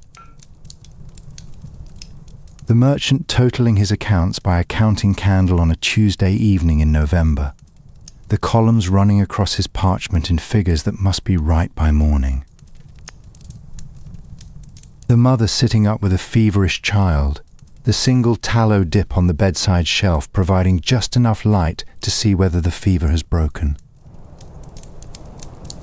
The priest at the night office, the candle on the altar, the only light in the stone church. The watchman at the gate, his lantern throwing its 4 feet of visibility into the absolute dark of a street that has no other source of illumination. Every one of these depends on a craftsman who woke this morning and heated the tallow pot, and worked through the morning hours at a frame of hanging wicks, building up the light the city will use tonight.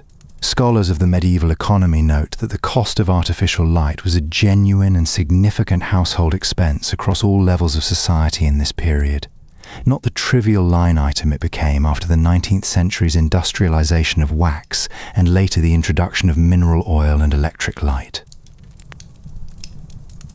For a modest household in 14th century Bristol, the expenditure on candles across a winter was material. For the chandler supplying them, it was a steady and dependable trade, perhaps the most reliable of any craft, because the demand was entirely predictable and it never slackened. The trade was not glamorous and the work was not beautiful, but the necessity was absolute and the demand was uninterrupted. No electric grid, no gas-powered street lighting, no lamp oil that arrives in a tanker from a refinery 3 counties away. There is tallow and beeswax and the chandler's hands, and that is the whole of the light economy. The rhythm of the chandler's trade is the rhythm of the seasons, with a distinct intensification from October through March. This is when the days are shortest and the demand is highest. In December, when Bristol's evenings begin at 3:30 in the afternoon, and the city must function for 5 or 6 hours of darkness before it can reasonably go to bed, the chandler's output must keep pace with the city's need. He works earlier, works longer, maintains a larger stock of rendered tallow waiting in the cellar. He manages his supply of wicks carefully. Twisted cotton fibre prepared in advance in long skeins, cut to length in batches. The beeswax supply is harder to control because it depends on the summer's hive harvest and on what the local monasteries and the wax merchants are willing to sell at a reasonable price. In a year of poor honey yields, wax is expensive and the church candles cost more, and the ecclesiastical buyers grumble at the price. The chandler's margins are not wide, but they are consistent, and consistency is what makes a craft viable across a lifetime. The last batch of candles cools on the frame. The tallow has set to a pale solid, the wicks standing straight and still in their rows. Tomorrow the carter will come and the candles will go out into the city, to the church, to the merchant's house, to the modest household with its single holder by the bed, and each of them will hold a small portion of what was made in this workshop today, the work of one person's hands turned into light for the city's long evening. The smell of the workshop follows you out into the lane as you leave, and you carry it on your coat for the rest of the evening. Nobody remarks on it. This is simply the smell of what has been made here today for the dark hours ahead. Picture yourself somewhere in an English market town. The town could be any town, the workshop, any workshop, the trade, any of the trades you have visited tonight, at some point between the years 1300 and 1380. The date is less important than the situation. You are 13 years old. You arrived at the master's workshop this morning as a bound apprentice, and the strangeness of everything around you. The tools on the pegs, the particular smell of the trade, the master's way of moving through the space as though he belongs to it, is considerable and somewhat overwhelming. You have not yet earned the right to belong to it. That will take some time. The indenture was cut yesterday. 2 copies of the agreement were written on a single piece of parchment, which was then cut along a jagged line. The indented edge from which the document takes its name, and which allows the 2 halves to be matched against each other to prove that neither has been substituted. 1 copy to the master, 1 to your family. The terms are plainly stated. 7 years of service, in some trades longer. You live in the master's household, eat at his table, sleep in a corner of the workshop on a pallet that you will roll up and store in the morning before the working day begins. You receive no wages. In return, the master will teach you the craft. He is genuinely and legally required to teach you, not merely to employ you, but to make you competent in the trade. The guild enforces the distinction, and the distinction matters. The good news is that if the master teaches well, you will have a skill for life.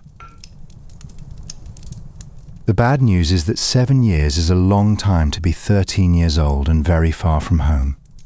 The first days are observation. You are not given a tool. You are given a broom. You are shown where the waste material goes, how the tools are to be hung when not in use, where the master keeps his templates and his records, how the shop is to be left at the end of the day, swept, locked, fire-banked if there is one. And you are told to watch. You watch. The way a craftsman picks up a tool is the first thing you learn to notice. The grip, the angle, the relationship between the tool and the material, the way the body positions itself to get behind the action without forcing it. None of this is spoken. There is no lesson explaining why the chisel is held at exactly that angle rather than a slightly different one, or why the plane is moved in that direction and not in the one that seems equally logical. There is only the watching, day after day, until the body begins to recognize what it is seeing and begins, without instruction or decision, to want to make the same shapes. Watching carefully is a form of practice. Watching and not understanding yet is still a form of learning. The body is absorbing information the mind has not yet organized. The body learns before the mind can articulate what it has learned. This is the deepest truth of craft apprenticeship, and it is one the guild system understands and relies on entirely. 7 years seems, to a 13-year-old standing in a strange workshop on the first morning, a period so long it cannot be held in imagination. At the end of it, a journeyman who has served attentively will understand why it was not long. The trade's full knowledge, the feel of the material at every stage of working, the judgment that comes from having made the mistake and understood it, the speed that comes from having done the action 10,000 times, cannot be compressed or taught in a classroom or absorbed from a book. It accumulates. It grows in the body by use, like muscle, invisible from one day to the next, but considerable across the years. The first time you are given the tool, the plane, the awl, the chisel, the hammer, your hands are wrong. The grip too tight and rigid, the angle not quite right, the pressure not what the material requires. The material tells you immediately. The chisel skids, the clay collapses, the thread snaps, the plane chatters and catches instead of gliding. The master does not usually take the tool back. He adjusts the grip, or demonstrates once more, or simply waits for the body to find the correct position through trial. This is the part of teaching that cannot be hurried. A good master knows this, and a good master does not hurry it. An impatient master who grabs the tool back every time is producing an apprentice who never learns to correct his own hands, and that is a poor foundation for a craftsman. The master is bound to teach. A master who withholds the craft, who keeps the apprentice running errands and sweeping floors for year after year without bringing him to the bench, is in breach of the indenture, and the borough courts preserve cases of exactly this. Apprentices who complained formally to the guild wardens, masters who were fined and required to take the apprentice back and actually teach him, apprentices who were released from their bond and reassigned to other masters better fitted to the obligation. The Guild's interest in genuine training is not only altruistic. Every poorly trained journeyman eventually becomes a poorly trained master, and a poorly trained master's work carries the trade's collective name into the town's daily life. The Guild's reputation travels in every object any member sends out into the town. This is the economics of standards. By the 5th and 6th year, the apprentice who has stayed and worked carefully is a craftsman in everything but the formal title. He can do most of what the master does. He is not yet as fast, not yet entirely sure in all situations, still makes the occasional error that a master would have avoided. But the hands know the material. The eye can examine what the hands have made and find the error and understand what must be done differently. This is what 7 years produces, not a list of skills that can be enumerated on a page, but a body that has been educated. A body that can be trusted with the work, and trusted with the trade's name for the next generation of work. This body education is the hardest thing in the medieval guild system to explain to someone who has not experienced it, and the easiest thing to understand in retrospect for someone who has. There is a period in every craft apprenticeship, different for different people, different for different trades, when the work stops being difficult and starts being familiar. When the chisel finds the right angle without the hand consciously deciding to set it there. When the thumb on the clay reports back the thickness below the surface as a clear number that the mind does not need to calculate. When the eye catches the colour of iron in the fire at the precise moment it needs to be moved, without the deliberate checking that marked the earlier years. This transition, from effortful to fluent, from monitored to embodied, is the thing 7 years buys, and it cannot be shortcut, and there is no other way to arrive at it. The journeyman year, when it comes, is one of the genuinely good things in the medieval craftsman's life. Free to work where he chooses, free to move between towns, free to hire himself out for a day or a week or a month as the market for his skills allows. No permanent contract, no non-compete clause, no HR department to notify. Just the skills in the hands and the road ahead. He takes a day wage, which he keeps entirely, spending it or saving it as his judgment dictates. And he sees how other workshops approach the same problems. A different smith's method for finishing a hinge's eye, a different potter's approach to glaze preparation, a different joiner's geometry in a difficult corner joint. The journeyman year is further education, except that the classrooms are workshops and the teachers are the work itself. A well-travelled journeyman returns with a broader understanding of the trade than any single workshop could have provided, and the breadth shows in the work for the rest of his life. The masterpiece is the formal end of this journey and the formal beginning of the next stage. The guild warden set the task, a single trial object demonstrating the full range of the craft. For the Cordwainer, a pair of shoes made to the guild's standard, examined in detail. For the joiner, a chest with the full vocabulary of its joints, drawbore pegged, clean, square, every joint fitting its partner without forcing.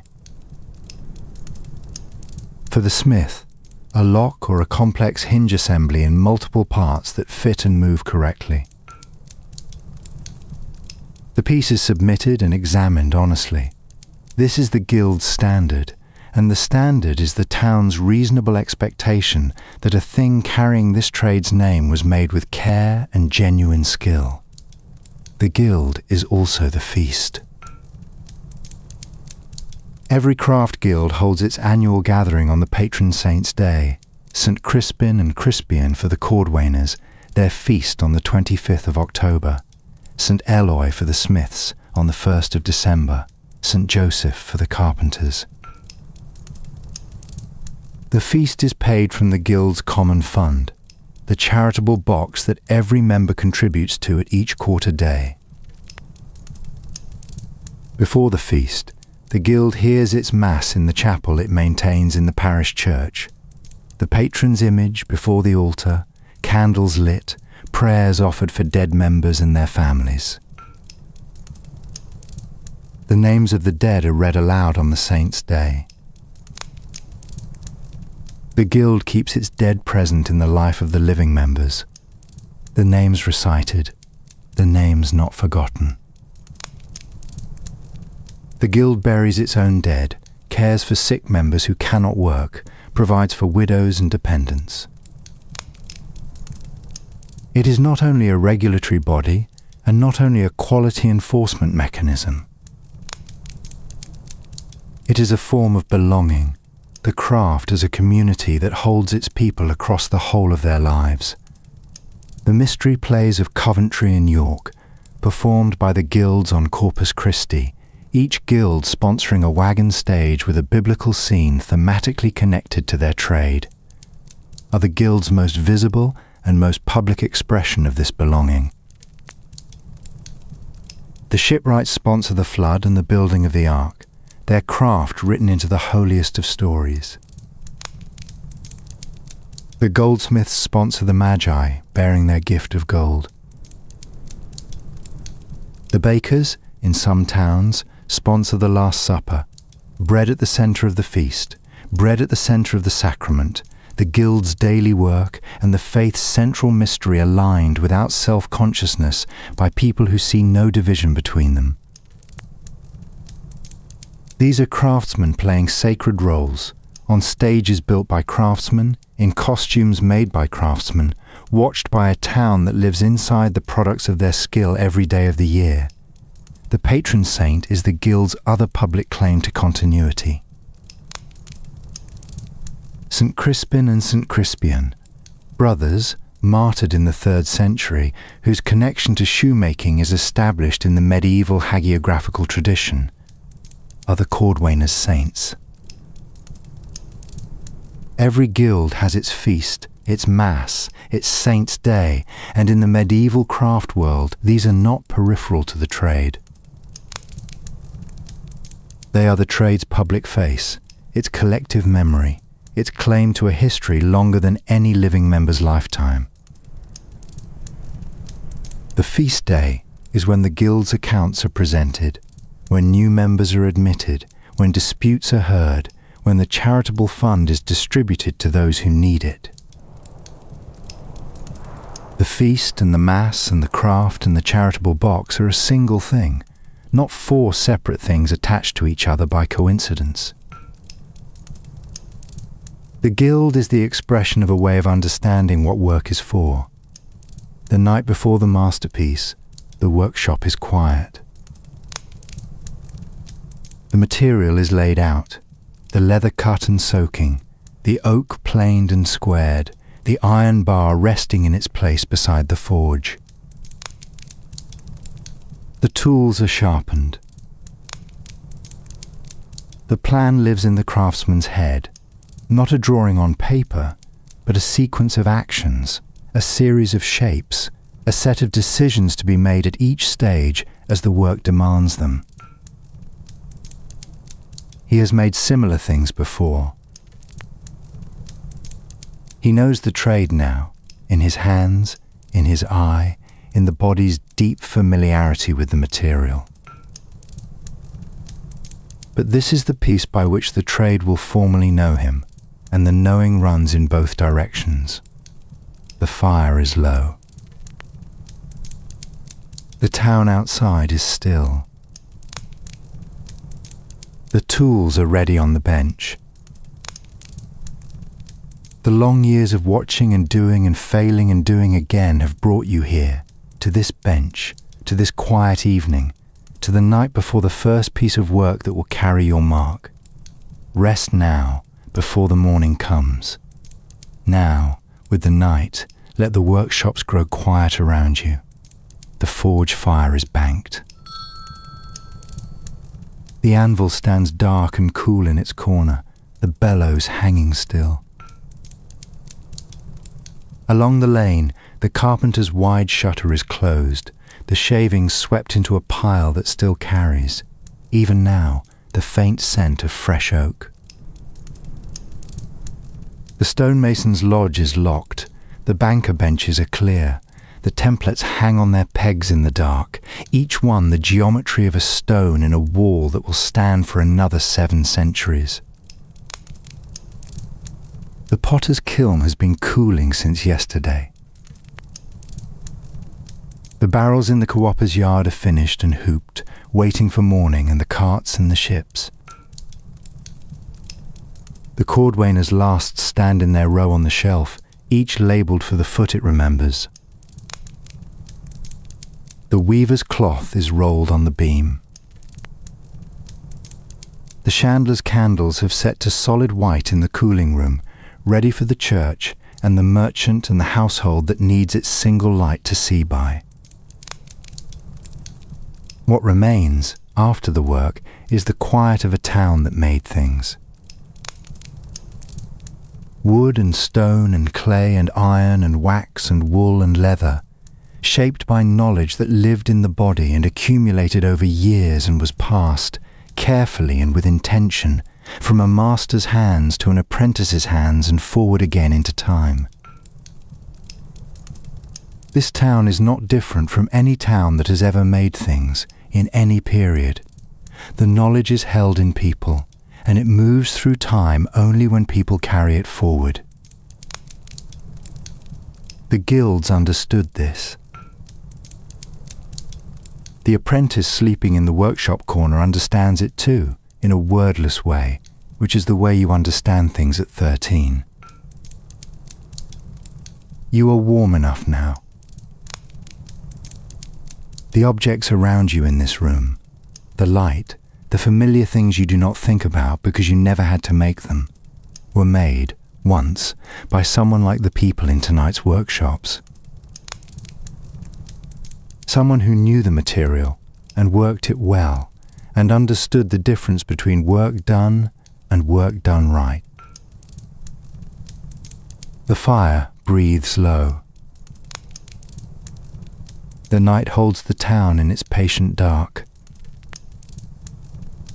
The smith is sleeping, and the carpenter, and the stonemason, and the potter, and the co-opper, and the shoemaker, and the weaver, and the chandler, and the apprentice on his pallet in the corner of the workshop that will, in 7 years, feel like home. Rest now as they once rested, in the quiet that follows making, in the warmth that belongs to work done well.